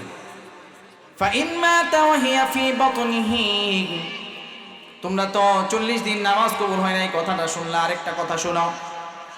ফাইন মাতা ওয়াহিয়া ফি বাতনিহি মাতা মাইতাতান জাহিলিয়া, যদি কেউ মাদক পেটে নিয়ে মাদকাসক্ত অবস্থায় মারা যায়, সে যেন আবু জাহেল, আবু লাহাব, ওই সমস্ত জাহিলি যুগের মানুষের সময় মানুষগুলো যেভাবে মারা যাইতো, সে ওই ধরনের জাহিলি মৃত্যুবরণ করবে। বলেন নাউযুবিল্লাহ। অনেক সময় খবরে আসে না যে অত্যাধিক মদ পানের কারণে ওই জায়গায় 2জন মানুষ মারা গেছে, মাদকাসক্ত অবস্থায়, মাদক থেকে সে এখনো তওবা করে নাই, এমন পরিস্থিতিতে সে দুনিয়া থেকে বিদায় নিয়েছে। তাহলে তার মৃত্যুটাকে নবীজি বলছেন জাহিলি যুগের আবু জাহেল, আবু লাহাব, ওনাদের নাম উল্লেখ করে নাই, কিন্তু জাহিলি যুগের মৃত্যুর কথা বলছে। তো জাহিলি যুগে মানুষগুলো কি ভালো অবস্থায় মারা গেছে নাকি খারাপ অবস্থায় মারা গেছে? খারাপ অবস্থায় মারা গেছে। ওই পরিণতি হবে। নবীজি উম্মতকে বাঁচানোর জন্য বিভিন্ন উপমা তুলনা দিচ্ছেন। আবার নবীজি মাদক থেকে সাবধান করার জন্য একবার হাদিসে কারিমায় ইরশাদ করলেন, ও উম্মতের দল, এই যে তানিবুল খামরা ফাইন্নাহা মিফতাহু কুল্লি শাররিন, ও উম্মত শোনো, তোমরা মাদককে একেবারে ছেড়ে দিও, মাদককে আর গ্রহণ করো না, কেননা এই মাদক হলো সমস্ত অন্যায় অপকর্মের চাবিকাঠি। সাবধান করে দিল। দেখেন, চাবি দিলে একটা গাড়ি চলে, চাবি দিলে জাহাজ চলে, উড়োজাহাজ চলে, চাবি দিলে ঘরের দরজা খোলা যায়, অর্থাৎ গুনাহ অপকর্মের দরজা ওই চাবি দিয়ে খুলে যায়। এজন্য দেখবেন 10 জন অপরাধপ্রবণ মানুষ, এলাকার দুষ্ট লোক, এর মধ্যে 9 জনকে দেখবেন মাদকের সাথে যুক্ত। কথা বলেন ঠিক কিনা? মাদকের সাথে যুক্ত থাকে, কারণ মাদক তাদেরকে অপরাধ প্রবণ করে গড়ে তোলে। এই মাদক থেকে বাঁচানোর জন্য নবীজি এমন একটা দৃষ্টান্ত দিচ্ছেন, যে দৃষ্টান্তটা বলতে একটু লজ্জা বোধ হয়, কিন্তু তারপরেও নবীজির হাদিস তো বলতেই হয়। কি বলেন?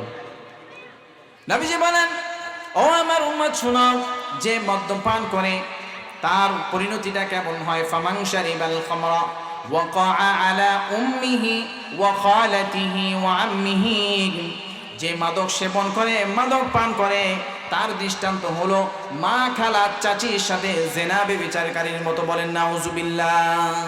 বুঝে আসছে কথা? মা, খালা, চাচির সাথে জেনাকারীর মতো যে মাদক সেবন করে, তার পরিণতি হলো, দৃষ্টান্ত হলো মা, খালা, চাচির সাথে জেনাকারীর মতো। এই কথা শোনার পরে কোনো সুস্থ মস্তিষ্কের মানুষ আর কোনোদিন মাদকের কাছে দাঁড়ে যাবে? কথা বলেন, যাবে? যাবে না। এতভাবে উম্মতকে বাঁচানোর জন্য নবীজি সাবধান করেছেন, সতর্ক করেছেন। শুধু এতটুকু নয়, নবীজি অন্য হাদিসে বলেন, এই সাহাবীরা শুনুন, মাদকের কি পরিণতি জানো? ওয়ালা ইয়াজনি আয-যানি হিনা ইয়াজনি ওয়া হুয়া মুমিন, কোন মুমিন বান্দা মুমিন থাকা অবস্থায় জিনা ব্যভিচার, পরকীয়ায় লিপ্ত হতে পারে না। যখন সে জিনা ব্যভিচার, পরকীয়ায় লিপ্ত হয়, তার ঈমান বের হয়ে যায়।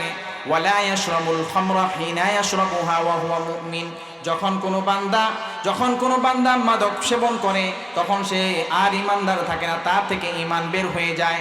ওয়ালা ইয়াসরিকুস সারিকু হিনা ইয়াসরিকু ওয়া হুয়া মুমিন, যখন কোনো বান্দা চুরি করে তখন সে ইমানদার থাকে না, তার থেকে ইমান বের হয়ে যায়। ওয়ালা ইয়ানতাহিবু নুহবাতান হিনা ইয়ানতাহিবুহা ওয়া হুয়া মুমিন, যখন সে অন্য কোনো মানুষের সম্পদকে নষ্ট করে, অন্য আত্মসাৎ করে, অন্যায়ভাবে সে গ্রাস করে নেয়, তখন সে ইমানদার থাকে না, তার থেকে ইমান বের হয়ে যায়। ওয়ালা ইয়াকুতুলু ওয়া হুয়া মুমিন, যখন সে হত্যা করে, খুন খারাপি করে, সে ইমানদার থাকে না, তার থেকে ইমান বের হয়ে যায়। বলেন নাউজুবিল্লাহ। তাহলে যে মাদক সেবন করে তার ভিতরে কি আর ইমান থাকে? ইমান থাকে না, ইমান বের হয়ে যায়। এখন সাহাবীরা ইবনে আব্বাস রাদিয়াল্লাহু আনহুকে জিজ্ঞেস করলেন কাইফা ইউনজাউল ঈমান, নবীজি যে বললেন যে ইমান বের হয়ে যায়, এটা কেমনে বাইর হয়, এটা আবার কেমন, আমাদেরকে একটু বুঝায়া দেন। ইবনে আব্বাস রাদিয়াল্লাহু তাআলা আনহু বলেন হাকাদা, এই তোমরা আমাদের দিকে তাকিয়ে দেখো কিভাবে ঈমান বের হয়ে যায়। ওয়া শাব্বাকা বাইনা আসাবিহি সুম্মা আখরাজাহা, তিনি নিজের আঙ্গুলগুলোকে একটিকে অপরটির মাঝে ঢুকালেন এবং বের করলেন, তিনি ইশারা দিয়ে দেখালেন এভাবে তাদের থেকে ঈমান পৃথক হয়ে বের হয়ে যায়। ফাইন তাবা আদা ইলাইহি হাকাদা ওয়া শাব্বাকা বাইনা আসাবিহি, যখন সে তওবা করে মাদক থেকে যখন ফিরে আসে, আল্লাহ তাআলার ইশারায়, আল্লাহ তাআলার অনুমতিতে ঈমান আবার তার সাথে এভাবে জুড়ে যায়। বলেন সুবহানাল্লাহ। এজন্য সুযোগ আছে, তওবা করলে আবার ঈমানটা এইভাবে তার ভিতরে এসে জুড়ে লেগে যায়। অন্য হাদিসে নবীজি বলেন মান জানা, যে জিনা ব্যভিচার করে, পরকিয়া করে, আও শারিবাল খামরা, মদ্যপান করে, নাযাআল্লাহু মিনহুল ঈমান কামা ইয়াখলাউল ইনসানুল কামিসা মির রাসিহি, তার থেকে ঈমান এমনভাবে বের হয়ে যায় যেমনইভাবে তোমরা তোমাদের গায়ের জামাগুলো খুলে পৃথকভাবে রেখে দাও। বলেন নাউজুবিল্লাহ। কিভাবে বের হয়ে যায়? একজন মানুষ যখন জামা খোলে তখন কি তার শরীরের সাথে জামাটা লেগে থাকে? লেগে থাকে না। নবীজি এইভাবে ভেঙে বলছে যে জামাটা যেরকম পৃথক করে তুমি রেখে দাও, কখনো যদি খোলো, ঠিক তেমনইভাবে ওই মুমিন বান্দার শরীর থেকে ঈমানটা পৃথক হয়ে যায় যদি সে মাদক সেবন করে। এই জন্য মাদক থেকে বেঁচে থাকবো তো ইনশাআল্লাহ। এবার নবীজি বলেন শুধুমাত্র এতটুকুই নয়, যখন সে মাদক সেবন করে সে জান্নাতে কখনোই যাবে না। 3 শ্রেণীর মানুষ জান্নাতে যাবে না, এর মাঝে 1 নম্বর হলো মুদমিনুল খামরি, 1 নম্বর হলো যে মাদকাসক্ত ব্যক্তি, সে জান্নাতে যাবে না যদি না সে তওবা করে মারা যায়। ওয়া কাতিউর রাহিমিন, 2 নম্বরে যে বান্দা জান্নাতে যাবে না সে হলো আত্মীয়তার সম্পর্ক ছিন্নকারী ব্যক্তি, সেও জান্নাতে যাবে না। ওয়া মুসাদ্দিকু বিসসিহরি, জাদুবিদ্যা চর্চাকারী, জাদুবিদ্যার শরণাপন্ন হয়, জাদুবিদ্যাকে ব্যবহার করে, এই ধরনের মানুষগুলো জান্নাতে যাবে না। বলেন নাউজুবিল্লাহ, জান্নাতে যাবে না। এইভাবে নবীজি বিভিন্ন সময়, আরো অনেক হাদিস আছে, এগুলো বললে অনেক সময় লেগে যাবে। কিছু হাদিস আপনাদের জন্য শোনানোর জন্য মাহফিল কমিটি যেহেতু আমাকে মাদক সংক্রান্ত বিষয়টা আলোচনার জন্য দিয়েছেন, এই জন্য নিয়ে আসছে আপনাদের সামনে পেশ করার জন্য। জান্নাতে তো দিবেই না, দিবেন কোথায়? জাহান্নামে। আর জাহান্নামে যে দিবেন তাদেরকে জাহান্নামীদের পচা দুর্গন্ধযুক্ত পুষ আর ঘাম তাদেরকে খাওয়ানো হবে। তারা দুনিয়াতে নোংরা জিনিসগুলো, মাদকগুলো গ্রহণ করার কারণে।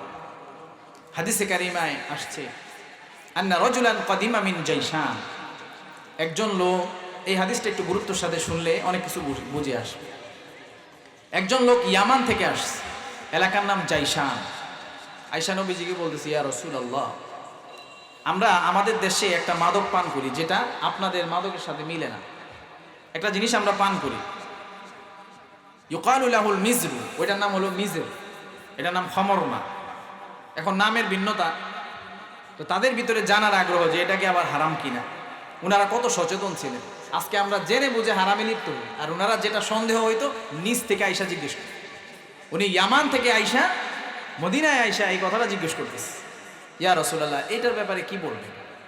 এখন নবীজি বলতেছেন আওয়া মুস্কিরুন, যে জিনিসটা তোমরা পান করো এটা কি তোমাদের ভিতরে মাদকতা তৈরি করে, নেশার সৃষ্টি করে? সাহাবী জবাব দিয়ে বলে নাম ইয়া রাসূলুল্লাহ, এটা তো আমরা খাইলে আমাদের ভিতরে মাদকতা হয়। এবার নবীজি জবাব দিয়ে একটা মূলনীতি জানায়া দিলেন, কুল্লু মুস্কিরিন খামরুন ওয়া কুল্লু মুস্কিরিন হারামুন, প্রত্যেকটা নেশা জাতীয় দ্রব্য সেটা যেই রূপেই হোক না কেন, যেই নামেই হোক না কেন, নতুন নতুন নাম আছে না নাই? সেদিন একটা পড়লাম ব্যাপারে, নতুন মাদক আসছে, নাম ক্রিস্টাল। ক্রিস্টাল এক ধরনের মাদক, বিভিন্ন রকম। তারপরে যে ডেভিল ব্রেথস, মানুষকে শোঙায়া, এটা এক ধরনের মাদক, কিন্তু এটা মাদক, যারা মাদকে কারবার করে তারা এটা দিয়ে এটা নেশা করে। নতুন নতুন নাম নবীজি হাদিসে বলেন, ইয়াশরাবুনাহু, আমার উম্মতের মাঝে কিছু মানুষ আসবে যারা ইউসাম্মুনাহা বিগাইরি ইসমিহা, মাদক সেবনের জন্য নতুন নতুন নামের মাদক তারা কি করবে, আমদানি করবে, নতুন নাম দিয়ে তারপর মাদক সেবন করবে। এটা তো হারাম করে না, ইয়াবা কি হারাম কোরআনে কোথাও আছে, দেখাইতে পারবো কেউ? এই সমাধান নবীজি দিয়ে গেছেন। কুল্লু মুসকিন খামরুন ওয়া কুল্লু মুসকিনিন হারামুন, নবীজি বলেন যেই জিনিস হারাম, যেই জিনিস মাদকতা সৃষ্টি করে ওই জিনিসই হারাম। এখন অনেকে বলবে আমি তো খাইও না, হ্যাঁ ইয়াও করি না, আমি মাদকের ব্যবসা করি। আছে না এরকম মানুষ? একটা মূলনীতি হলো ইন্নাল্লাহ সুবহানাহু ওয়া তাআলা ইযা হাররামা শাইআন হাররামা সামানাহু, যখন আল্লাহ তাআলা কোনো জিনিসকে হারাম করেন তখন সেটার আয়, উপার্জন, উপকরণ সব জিনিস আল্লাহ তাআলা হারাম করে দেন। যারা মাদকের বিভিন্ন জিনিস ক্রয় বিক্রয় করে এটাও তাদের জন্য হারাম। হয়তো নিজে খায় না কিন্তু সেটার ব্যবসা করে, কোনোভাবে সংশ্লিষ্ট আছে। শুধু এতটুকুই নয়, হাদিসে আসছে লাআনাল্লাহুল খামরা, মাদক হলো একটা অভিশপ্ত জিনিস, ওয়া শারিবাহা ওয়া সাকিয়াহা, যেটা পান করে, যে পান করে তার উপরে লানত, যে পান করায় তার উপরেও লানত, ওয়া বাইআহা ওয়া মুবতাআহা, যে বিক্রি করে তার উপরে আল্লাহ তাআলার লানত ও অভিশাপ, যে ক্রয় করে তার উপরে আল্লাহ তাআলার লানত, ওয়া আসিরাহা ওয়া মু'তাসিরাহা, যে সেটা তৈরি করে তার উপরে আল্লাহ তাআলার লানত, যে তৈরিতে সাহায্য করে তার উপরে আল্লাহ তাআলার লানত, ওয়া হামিলাহা ওয়াল মাহমুলাতা ইলাইহি, মাদক এমন একটা অভিশপ্ত জিনিস সেটা যদি কেউ নাও কিছু করে, সে শুধু বহন করে এক জায়গা থেকে আরেক জায়গায় নিয়ে গিয়েছে, এমনটা যদি হয় তার উপরে আল্লাহ তাআলার লানত বর্ষিত হয়। বলেন নাউজুবিল্লাহ। কোনোভাবেই মাদকের সাথে সংশ্লিষ্টতা থাকা এটা ইসলাম জায়েজ করে না, এটা হারাম। এভাবে একের পর এক বিভিন্নভাবে নবীজি বলতেছিলেন। এবার নবীজি শুধু এতটুকুই বললেন না, ওই সাহাবীর জবাবটা দিয়ে এবার নবীজি বলতেছেন ইন্না আলাল্লাহি আহদান লিমা শারিবাল মুসকিরা আন ইয়াসকিয়াহু আল্লাহু মিন তিনাতিল খাবার, আল্লাহ তাআলা একটা বিষয়ে অঙ্গীকার করেছেন, দৃঢ় অঙ্গীকার করেছেন, একটা বিষয় আল্লাহ তাআলা ওয়াদা করেছেন, যে ব্যক্তি মাদকাসক্ত অবস্থায় তওবা না করে কবরে যাবে, সে যখন জাহান্নামে যাবে আল্লাহ তাআলা তাকে তিনাতুল খাবাল খাওয়াবেন। সাহাবীরা জিজ্ঞেস করে ইয়া রাসূলুল্লাহ ওয়া মা তিনাতুল খাবাল, তিনাতুল খাবাল আবার কি জিনিস? নবীজি জবাব দিয়ে বলেন আরাকু আহলিন নার আও উসারাতু আহলিন নার, তাদেরকে জাহান্নামীদের পচা গলা পুঁছ তাদেরকে খাওয়ানো হবে, জাহান্নামীদের দুর্গন্ধযুক্ত ঘাম তাদেরকে খাওয়ানো হবে, তাদের এছাড়া আর কোনো খাবার থাকবে না। বলেন নাউজুবিল্লাহ। এত জঘন্য শাস্তি তাদের জন্য আল্লাহ তাআলা রাখছেন, কত জঘন্য শাস্তি রাখছেন। এভাবে নবীজি সাহাবীদেরকে সাবধান করতেন। তারা তো মাদক ছেড়ে দিয়েছেন, তারপরেও সাবধান করতেন। আবার সাহাবীরা তাবেঈদেরকে সাবধান করতেন। ওসমান রাদিয়াল্লাহু তাআলা আনহু, ইসলামের তৃতীয় খলিফা, উনিও একবার মাদক সংক্রান্ত ব্যাপারে সাবধান করতেছেন। উনি সাবধান করে একটা ঘটনা বললেন যে তোমরা শুনো। তিনি বলতেছেন এই যে তানিবুল খামরা, ও মানুষেরা, ও লোক সকলেরা শোনো, তোমরা মাদককে ছেড়ে দাও। ফাইন্নাহা মিফতাহু কুল্লি শাররিন, ফাইন্নাহা মিফতাহু কুল্লি শাররিন, সেটা সমস্ত জিনিস অপকর্মের সূচনা করে। কিভাবে সূচনা করে শোনো। ইন্নাহু কানা রাজুলুম মিম্মান খালা ক্বাবলাকুম ইয়াতাআব্বাদু ওয়া ইয়াতাজিলুন নাস, তোমাদের বহু যুগ পূর্বে একজন মানুষ ছিল, বড় পরহেজগার, আমলদার, মুত্তাকি, সে আল্লাহওয়ালা ছিল। সে মানুষ থেকে, লোকজন থেকে দূরে বসবাস করত, মানুষের সাথে জনসম্মুখে বেশি মিশত না। সে আল্লাহ তাআলার সর্বদা ইবাদত বন্দেগী করত। এভাবেই তার জীবনটা চলছিল। শয়তান তাকে ধোঁকা দেওয়ার জন্য সব দিক থেকে চেষ্টা করতে থাকলো। কোনোভাবেই শয়তান যখন সফল হচ্ছিল না, তখন শয়তান তার সর্বশেষ চালটা চালার জন্য পরিকল্পনা করলো। সর্বশেষ চালটা শয়তান চালার জন্য চেষ্টা করে। এই লোকটা এত ইবাদত বন্দেগী করে, দেখবেন কিছু মানুষ থাকে এলাকায়, প্রত্যেক এলাকায় এরা অনেক বেশি আল্লাহওয়ালা, নামাজি, কালামি, পরহেজগার। এখন নামাজি, কালামি, পরহেজগার হওয়াতে শয়তান কি তার পিছে ছেড়ে দিছে? ছাড়ে না। শয়তান তো নবীদের পিছে ছাড়ে না। একবার এক নবী নামাজ পড়তেছে, এখন শয়তান পাশে বৈশা রইছে। এখন আরেকটা জিজ্ঞেস, কিরে বই রইছিস কেন? কই যে নামাজ পড়তেছে, চিন্তা করতেছে কিভাবে ধোকা দেওয়া যায়। কয় তুই এই নবীরে ধোকা দিবি? এই নবীরে ধোকা দিব কে? সম্ভবত মুসা আলাইহিস সালামের ঘটনা। এই নবীরে ধোকা দিব, এর বাপের ধোকা দিয়ে জান্নাত থেকে বাইর করে দিলাম, আমি হতাশ হবো কেন? অথচ আমরা সহজে কি হই, হতাশ হয়ে যায়। শয়তান পয়সা রেখেছে। তো শয়তান ভালো মানুষের পিছনে লাগা থাকে। তো শয়তান অনেকভাবে চেষ্টা করলো তারে ধোকা দেওয়ার জন্য, কোনোভাবেই পারল না।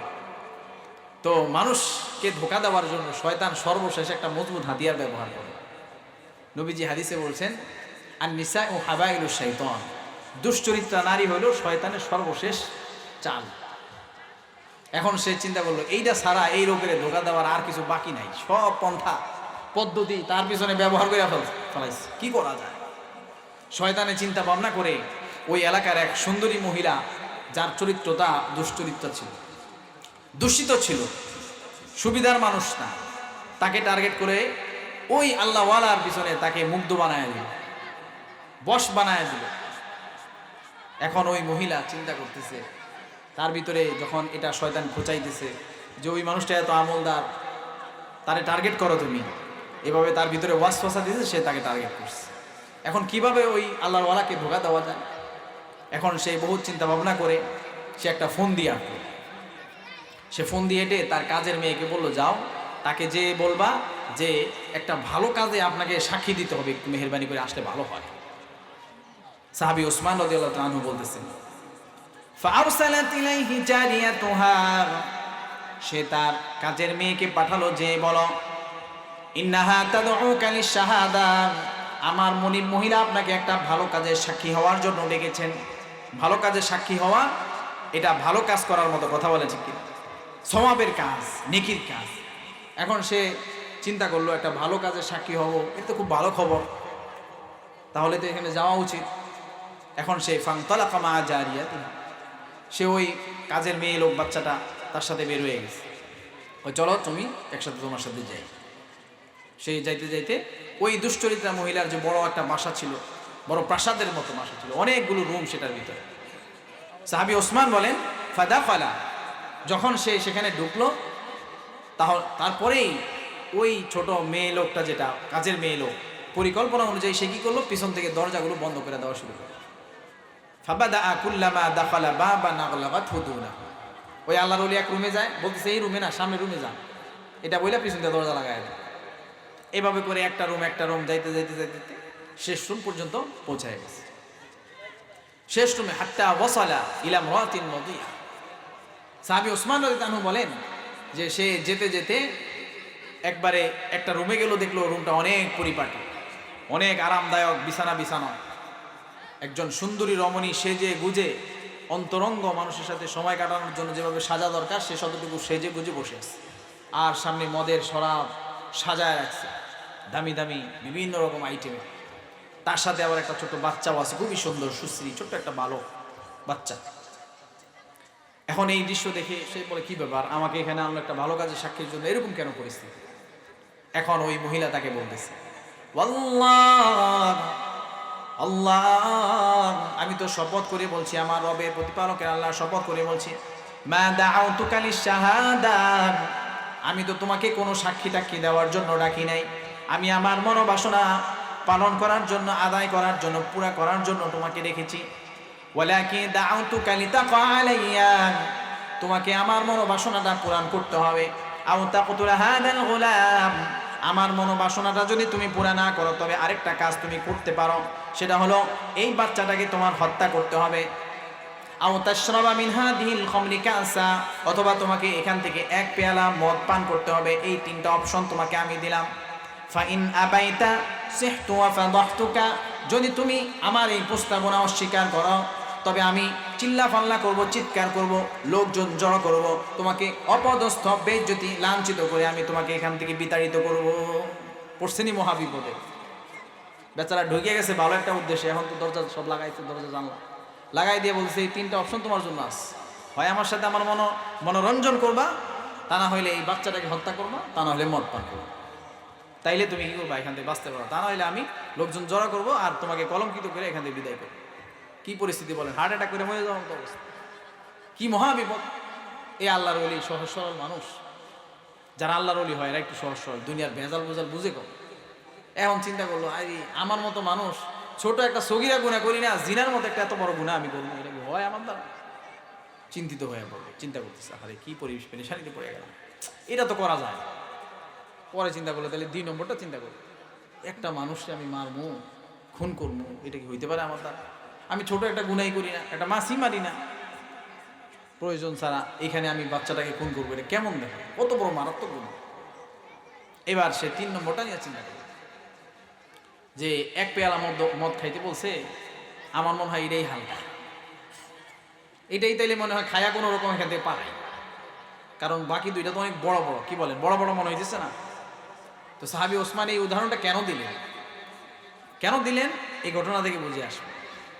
এখন সে বলতেছে না শোনো, আমি এত বড় পাপের কাজ করতে পারবো না, তোমার সাথে আমি তোমার মনোরঞ্জন আমি করতে পারবো না, এত বড় গুনাহগার আমি হইতে পারবো না। আর ওই যে বাচ্চাকে খুন করার জন্য বলছো, এটা তো সম্ভবই না আমার দ্বারা, তুমি বরঞ্চ আমার 1 পেয়ালা মদ দাও, আমি খাই কোনো রকম ভাই পালাই, আমার সাইডা দাও। ঠিক আছে খাও তাহলে। এখন তারে 1 পেয়ালা মদ দিচ্ছে। ফাসকিনি মিন হাযিহিল খামরি কাসান, আমাকে 1 পেয়ালা মাদক দাও, আমি পান করে কোনো রকম এখান থেকে বাঁচি। ফাসাকাতহু কাসান, তাকে 1 পেয়ালা মদ তারা সুন্দরভাবে বানায়া দিয়া দিল, মিক্সচার এমনভাবে বানায়া দিল, সে যখন সেটা পান করলো সে মাদকাসক্ত হয়ে পড়ল। এবার বলে জিদিনি, আমাকে আরেক পেয়ালা দাও। মাদক কেমন খারাপ জিনিস দেখছেন, শুরু হয়ে গেছে, চাবি দিয়ে দিস, মিফতাহুল কুল্লি শার, প্রত্যেক জিনিসের চাবি। এখন খারাপের চাবি দিয়ে দিছে, এখন খায়া টালমাটাল হয়ে গেছে, আরো দাও। ফাজাদাতহু কাসান, তাকে আবার দেওয়া হলো, তাকে আবার দেওয়া, হাত্তা সে মাদক পান করতে করতে এমন মাদকাসক্ত হয়ে পড়ল, তখন সে আর মাদক থেকে কোনোভাবেই ফিরে আসতে পারলো না। এমনকি মাদকের প্রভাবে সে ওই মহিলার সাথে অপকর্মেও লিপ্ত হলো, ওই বাচ্চাটাকেও সে খুন করলো। বলেন নাউজুবিল্লাহ। মানে মাদক এমন এক জিনিস, বাকি সমস্ত গুনাহের অন্যায়ের রাস্তা খুলে দিয়েছে, এত খেয়াল নাই, মাতাল হয়ে গেছে, মহিলার সাথে অপকর্মে লিপ্ত করছে, বাচ্চাটাকেও খুন করছে। তো এই ঘটনাটা উনি হয়তো বা রূপ করতে বলছে, যেভাবেই বলছে, সাহাবীর মুখ থেকে, জবান থেকে এটা আসছে, হাদিসের কিতাবে আসছে এইভাবে। তো বলতেছে দেখো কত খারাপ জিনিস মাদক, এই যে তানিবুল খামরা, তোমরা মাদক কিন্তু ছাইড়া দিও। ফা ইন্নাহা ওয়াল্লাহ, জেনে রাখো আমি আল্লাহ তাআলা শপথ করে বলছি, লা ইয়াজতামিউল ঈমান ওয়া ইদমানুল খামরি আবাদা, কখনো মাদক আর ঈমান একজন মানুষের ভিতরে একত্রে কোনোদিন দীর্ঘদিন থাকতে পারে না। একজন মানুষের ভিতরে মাদকাসক্তি আর ঈমান একসাথে কোনোদিন থাকবে না, হয় একটা ঈমান থাকবে, অন্যথায় মাদকাসক্তি থাকবে। মাদকাসক্তি যদি থাকে দীর্ঘদিন, ঈমানটাকে আস্তে আস্তে আস্তে আস্তে বের করে দেবে। এই জন্য বিশেষ করে আমাদের যুব সমাজেরা, আমরা মাদক থেকে নিজেদেরকে বাঁচিয়ে রাখবো তো ইনশাআল্লাহ। এখন বলবে যে আমরা তো ভারী কোনো মাদক পান করি না, আমরা যেটা করি এটা হালকা। নবী করিম সাল্লাল্লাহু আলাইহি ওয়াসাল্লাম এক হাদিসে আসছে যে যেই জিনিস হালকা বেশি পরিমাণে খেলে, মা আসকারা কাসীরুহু ফাকালিলুহু হারাম, যেই জিনিস বেশি পরিমাণে সেবন করলে মাদকাসক্ত হয়ে যায় মানুষ, ওই জিনিসের অল্প পরিমাণ পান করাও হারাম। এই জন্য যেই জিনিসে হালকা মাদকতা আছে সেই জিনিস থেকেও কি বেঁচে থাকা, কারণ ওইটা আমাকে আস্তে আস্তে আস্তে আস্তে আরও খারাপের দিকে নিয়ে যাবে। এই জন্য সমস্ত ধরনের মাদকাসক্তি থেকে আমরা বেঁচে থাকবো, এবং আমাদের যুব সমাজকে তারা যেন বেঁচে থাকতে পারে সেই ধরনের সমস্ত ধরনের পদক্ষেপ আমরা গ্রহণ করবো ইনশাআল্লাহ। নবীজি ওই 10টা হাদিসের যে পয়েন্ট বলছেন, এর ভিতরে একটা ছিল মাদক, আরেকটা ছিল যে দেখো তোমরা পিতামাতার সাথে খারাপ আচরণ করবা না, যদিও তোমাদেরকে সম্পদ থেকে বের করে দেয়, পরিবার থেকে বের করে দেয়। পিতামাতার সাথে মানুষের ঝগড়াঝাটি, মারামারি, কাটাকাটি হয় তো সম্পদ নিয়ে, কি বলেন, অধিকাংশ সময় কি হয়, সম্পদ নিয়ে ঝগড়াঝাটি, মারামারি, কাটাকাটি হয়। তো নবীজি বললেন খবরদার, যদি বের করে দেয় তারপরে কি করবা না, খারাপ আচরণ করো। মনে করেন একজন মানুষ আপনার পাশে বসে আছে, সে মনে করেন চুপচাপ, আপনি কি তাকে বলবেন এই মিয়া চুপ থাকো, বলবেন? বলবেন। আল্লাহ তাআলা কোরআনে বলছে ফালা তাকুল্লাহুমা উফ, ফালা তাকুল্লাহুমা উফ, তাদেরকে ঝগড়া করবে তো দূরের কথা, মন্দ কথা বলবে তো দূরের কথা, ওয়ালা তানহারহুমা, ঝগড়াঝাটি করবে তো দূরের কথা, উফ শব্দটুকু পর্যন্ত তাদের সাথে তোমরা বলবা না। এখন বলেন, যেই সন্তানের সাথে পিতার সাথে সুসম্পর্ক আছে তাদের কি উফ বলার কোনো প্রয়োজন আছে? উফ বলবে, ঝগড়াঝাটি করবে যার সাথে সম্পর্ক খারাপ। যে ব্যক্তি কথা বলে তাকে আপনি বলবেন ভাই চুপ থাকো, তো যার সাথে সম্পর্ক খারাপ তাকে আল্লাহ তাআলা বলছে ফালা তাকুল লাহুমা উফিন ওয়ালা তানহারহুমা ওয়া কুল লাহুমা কাওলান কারীমা। ও আমার বান্দারা শোনো, তাদের সাথে তোমরা ঝগড়াঝাটি করবে তো দূরের কথা, তুমি বড় মনে কষ্ট পাও। তারা তোমাদেরকে হয়তো না বুঝে দুইটা কথা বলে ফেলে, হয়তো কোনো খারাপ আচরণ করে ফেলে, হয়তো কোনো মন্দ কথা বলে ফেলে, আসলেই সেই মন্দ বলেছে। তো আল্লাহ তাআলা বলেছেন ওয়ালা তাকুল লাহুমা উফ। এখন ঝগড়াঝাটি যার সাথে হয় তাকেই তো বলবে, সম্পর্ক যাদের ভিতরে খারাপ। মনে করেন পিতা মাতার সাথে একটা সন্তানের সম্পর্ক ভালো, এখন আপনারা মুরব্বী যারা আছেন তারে ধরে বলবেন এই পিতা মাতার সাথে কিন্তু ভালো আচরণ করিস তুই, সে তো খারাপই করেই না। এলাকার মধ্যে অনেক পোলাপান আছে না যে বাবা মার সাথে খুব সুসম্পর্ক, যা বলে তাই মাথা পাইতা মাইনা নেয়, জুলুম করলেও মাথা পাইতা মাইনা নেয়। তাকে কি যায় বলবেন নাকি এই তুই কিন্তু ঝগড়া করিস না? ঝগড়া যাই করে তারে কি বলবেন এই পিতা মাতার সাথে খারাপ আচরণ করিস না? আল্লাহ তাআলা এটাই বলতেছে, বিশেষভাবে তাদের জন্য বলতেছে ওয়ালা তাকুল লাহুমা উফিন ওয়ালা তানহারহুমা ওয়া কুল লাহুমা কাওলান কারীমা। ও আমার বান্দারা, হয়তোবা তোমাদেরকে কষ্ট দিয়েছে, তোমার পিতামাতা কষ্ট দেয় কথার মাধ্যমে, আচরণের মাধ্যমে তুমি কষ্ট পাও, কিন্তু খবরদার তাদের সাথে ঝগড়াঝাটি করবে তো দূরের কথা, তাদেরকে উফ শব্দটুকু তুমি উচ্চারণ করবে না। বলেন সুবহানাল্লাহ, কত মর্যাদা দিছে। ওয়ালা তানহারহুমা, তাদেরকে ধমক দিবা না। ওয়া কুল লাহুমা কাওলান কারীমা, বরঞ্চ তাদের সাথে বড় ইজ্জত দিয়ে সম্মান দিয়ে তারপরে তুমি তাদের সাথে কথা বলবে। বলেন সুবহানাল্লাহ। ওয়াখফিদ লাহুমা জানাহাদ দুল্লি মিনার রাহমান ওয়া কুর রাব্বিরহামহুমা কামা রাব্বায়ানি সগীরা। তাদের জন্য তুমি তোমার দয়া মায়াগুলো ঢেলে দিবে আর তাদের জন্য দোয়া পড়বে রাব্বিরহামহুমা, পড়েন রাব্বিরহামহুমা কামা রাব্বায়ানি সগীরা। এই দোয়া তোমরা পড়ে পড়ে তাদের জন্য দোয়া করবে। তারপরে যে আয়াতটা নাজিল হয়েছে এই আয়াতটা একটু মনোযোগ দিয়ে শুনতে হবে।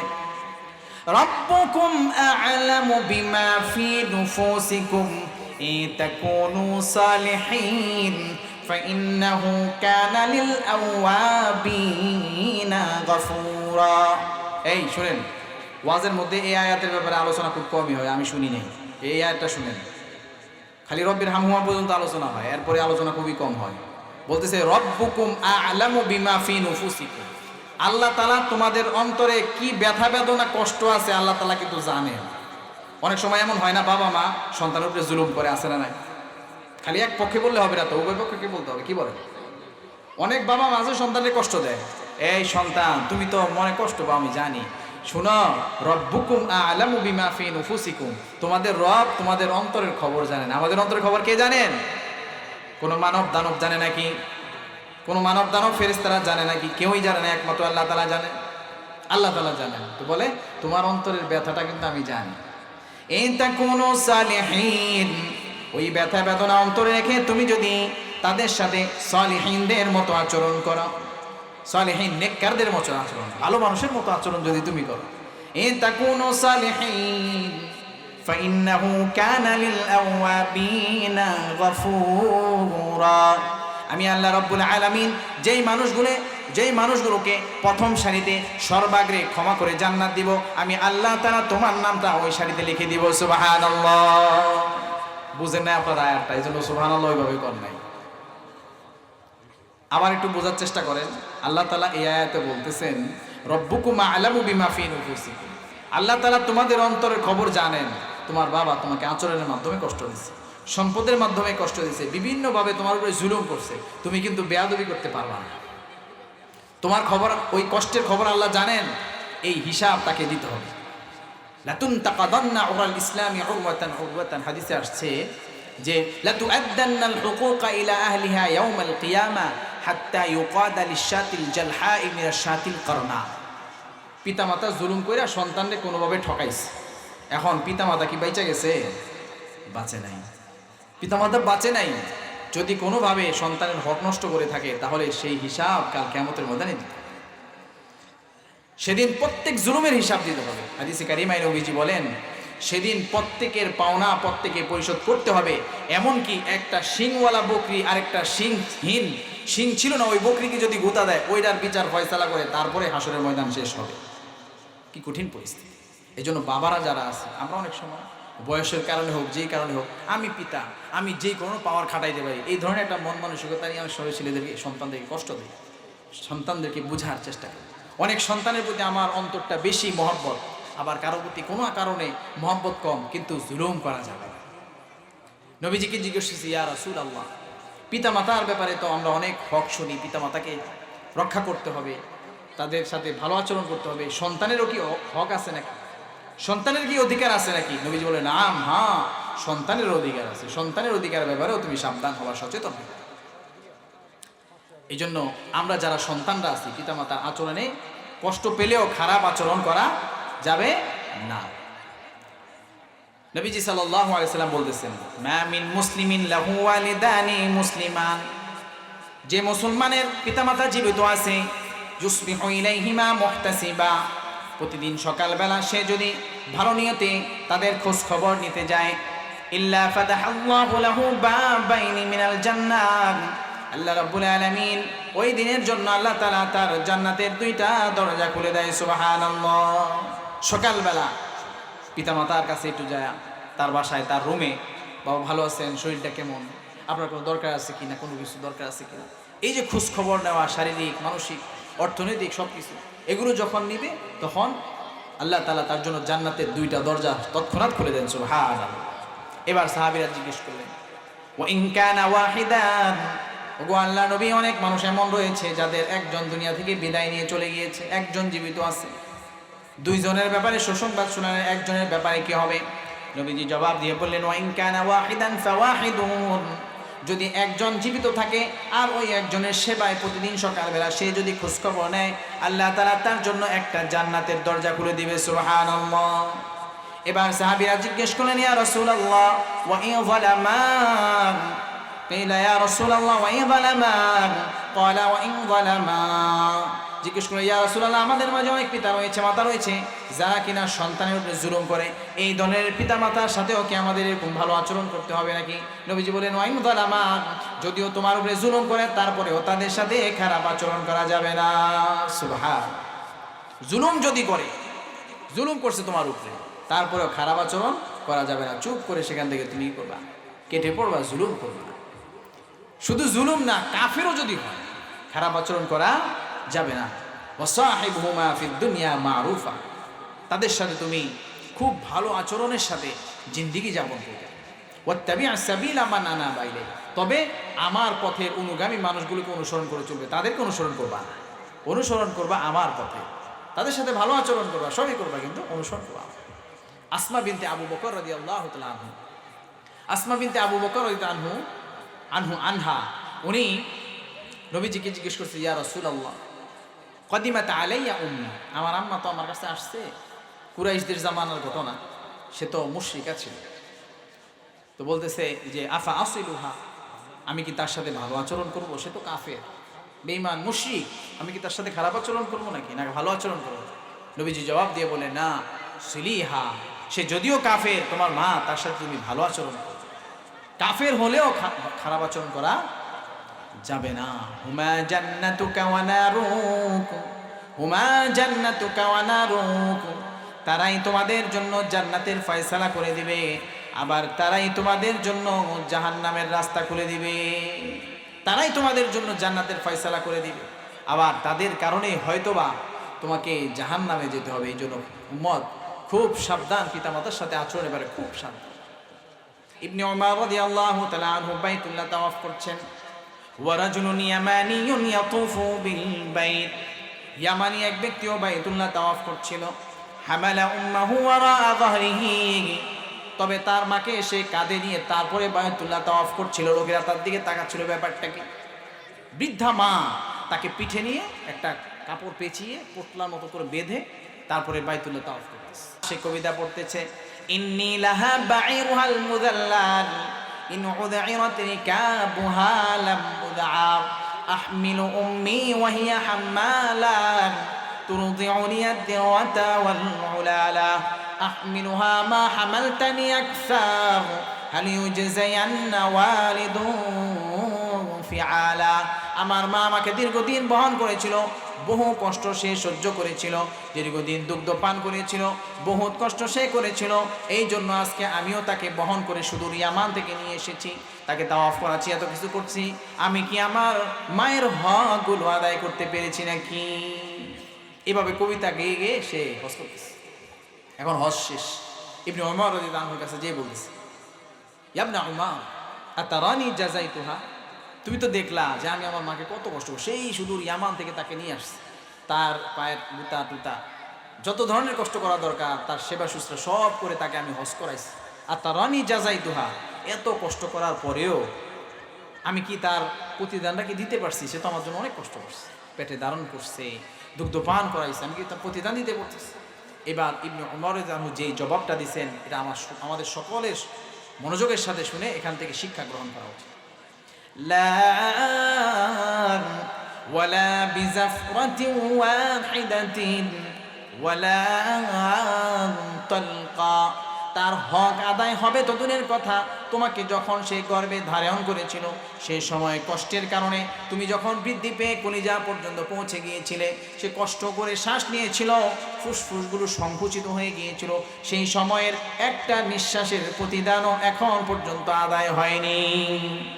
ওয়ালা তালকা, ওই সময়ের একটা মুহূর্তের প্রতিদানও এখনো আদায় হয়নি। সুবহানাল্লাহ।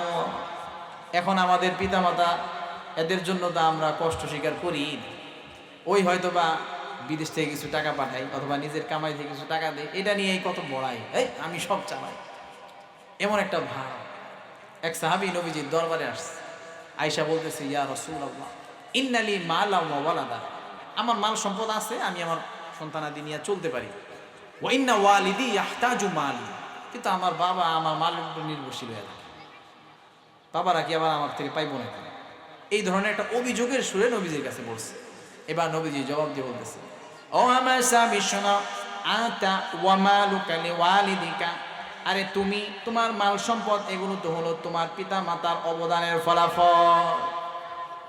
ইয়া আইয়ুহান নাস ইন্না আওলাদাকুম মিন আতয়াবি কাসবিকুম ফাকুলু মিন কাসবি আওলাদিকুম, ও মানুষেরা শোনো, তোমাদের সন্তানেরা হলো তোমাদের জীবনের শ্রেষ্ঠ উপার্জন, অতএব তাদের উপার্জনের যে উপার্জন রয়েছে, কামাই রয়েছে, সেখান থেকে স্বাচ্ছন্দ্যের সাথে প্রয়োজন মাফিক তোমরা উপভোগ করো। তাহলে পিতামাতাকে যদি আমরা তাদের জীবন চলার জন্য কিছু দিই, সেটা দিয়ে কি আবার খোটা দেওয়া যাবে? নবীজি একদম ভেঙে দিল না, আরে তোমার মাল তো তোমার পিতামাতার ফলাফল, কষ্টের ফলাফল, তারা তোমাকে মানুষের মতো মানুষ গড়ে তুলছে, এই জন্য তুমি আজকে পরিশ্রম করতে পারতেছো, তুমি বিদেশে কামাই করতে পারতেছো, তোমার ব্রেনটা খাটায় তুমি ব্যবসা করতে পারতেছো, এটা তো তাদের কর্মের ফলাফল, তুমি আজকে ভোগ করতেছো।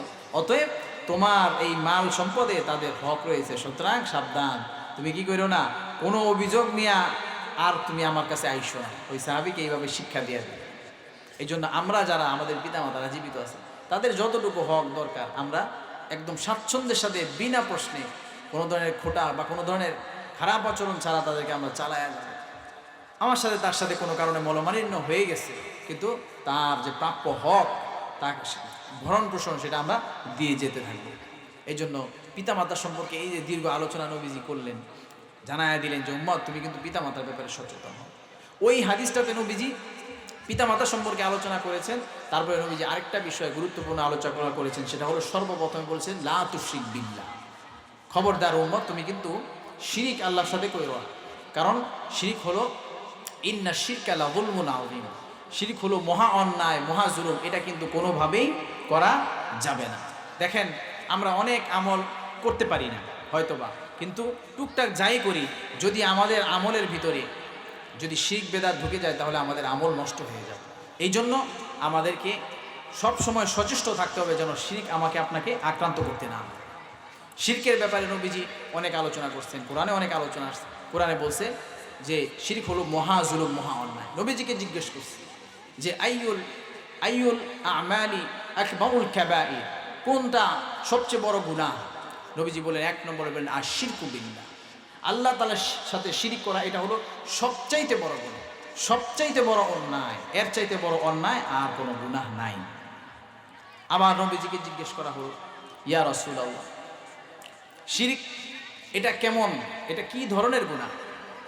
তখন নবীজি যখন এই প্রশ্নটা পেলেন, আল্লাহ তাআলা আয়াত নাজিল করে জানায় দিলেন, হে নবী আপনি তাদেরকে জবাব দিয়ে দেন, ওয়ালাকাদ উহিয়া ইলাইকা ওয়া ইলাল লাযিনা মিন ক্বাবলিক লাইন আশরাকতা লায়াহবাতান্না আমালুকা ওয়া লাতাকুনান্না মিনাল খাসিরিন। ও নবী, আমি আপনাকে এই মর্মে ওহী দিয়ে জানিয়ে দিচ্ছি, যে জিনিসটা শুধু আপনাকে জানাচ্ছি এমনটা নয়, ইতিপূর্বে যত নবী রাসূল দুনিয়াতে আগমন করেছে তাদেরকেও আমি জানিয়ে দিয়েছি, যদি কোনোভাবে আপনি শিরক করে ফেলেন তবে জেনে রাখুন ওই শিরকের প্রভাবে আপনার সমস্ত ভালো কাজগুলো বরবাদ নষ্ট হয়ে যাবে। বলেন নাউজুবিল্লাহ। শিরক শুধুমাত্র একটা অন্যায় না, একটা গুনাহ না, এটা একটা ভাইরাস।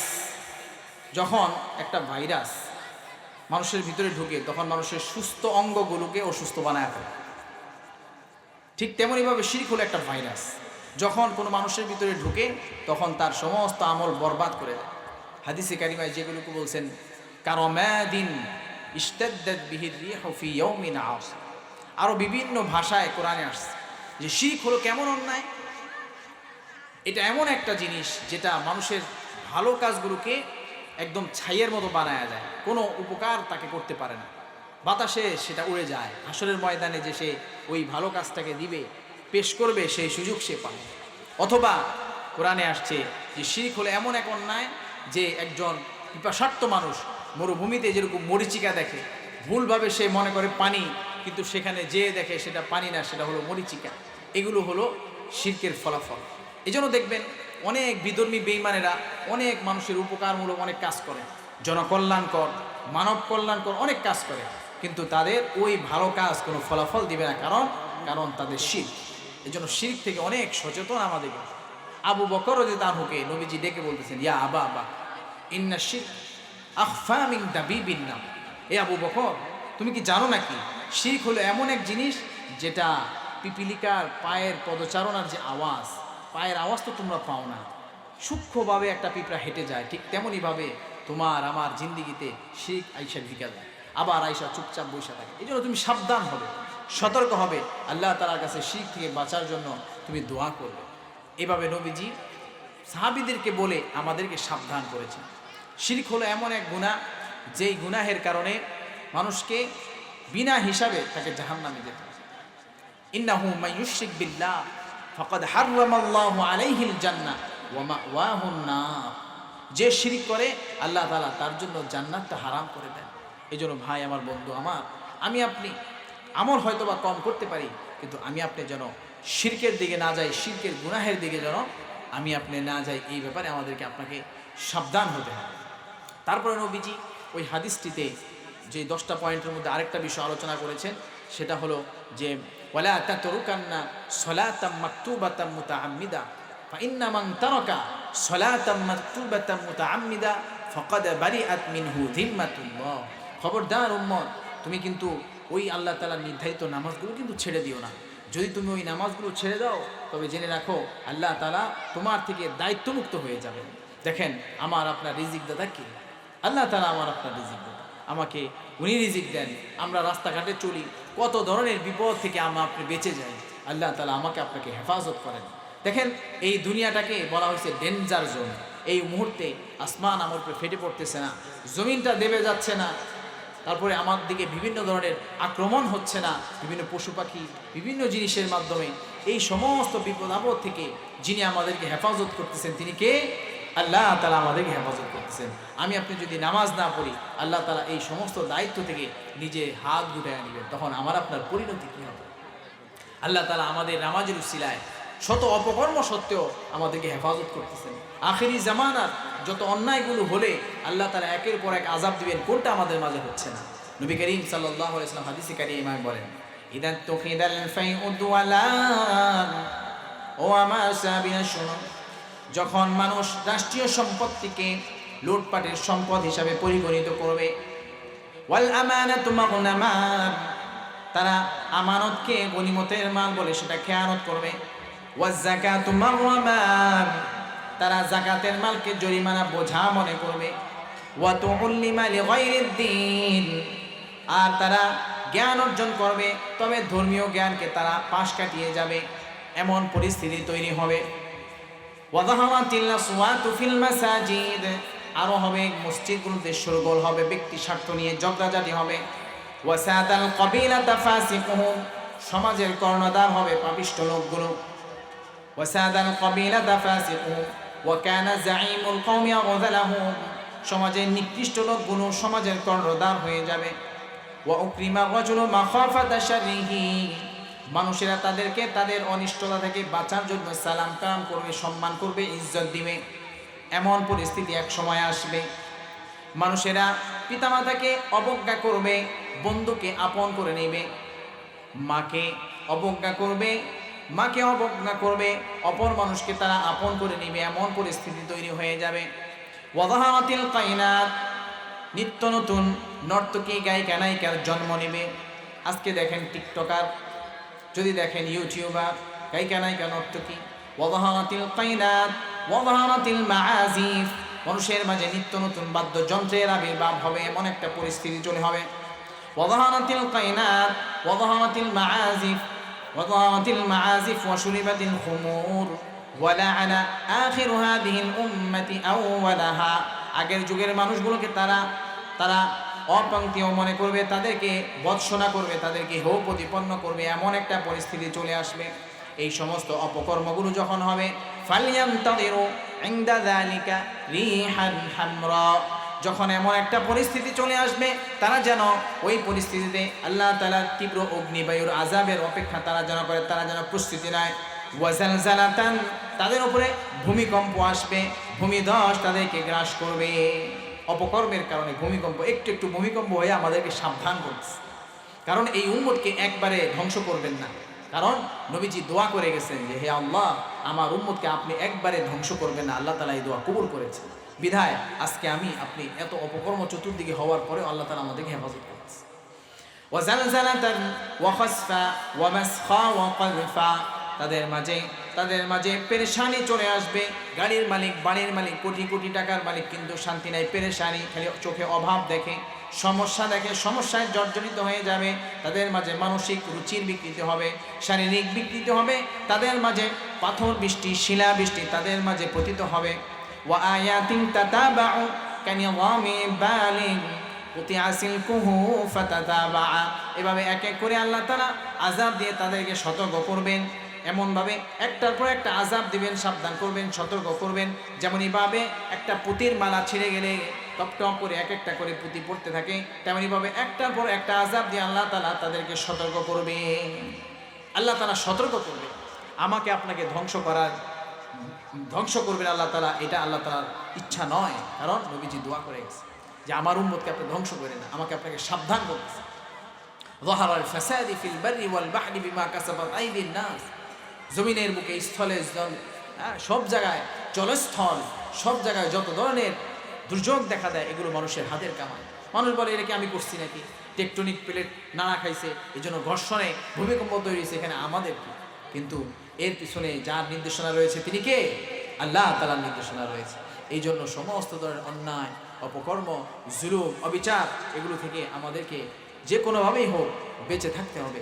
তা না হলে আল্লাহ তাআলা হয়তোবা দুনিয়াতে আমাকে পুরোপুরি নবীজির দোয়ার উসিলায়, নবীজির উসিলায় আমাকে আপনাকে ধ্বংস করবে না, কিন্তু কবরে আমাকে হিসাব দিতেই হবে।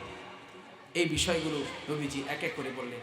তারপরে নবীজি বলেন ওয়া ইয়াকা ওয়াল মাসিয়া ফাইন্না বিল মাসিয়াতি হাল্লা সাখাতুল্লাহ, হে উম্মত শুনো, তুমি গুনাহে লিপ্ত হও না, কারণ তুমি যদি গুনাহে লিপ্ত হও, অন্যায় লিপ্ত হও, আল্লাহ তাআলা তোমাকে শাস্তি দেওয়াটা ওনার জন্য ন্যায্য হয়ে যায়।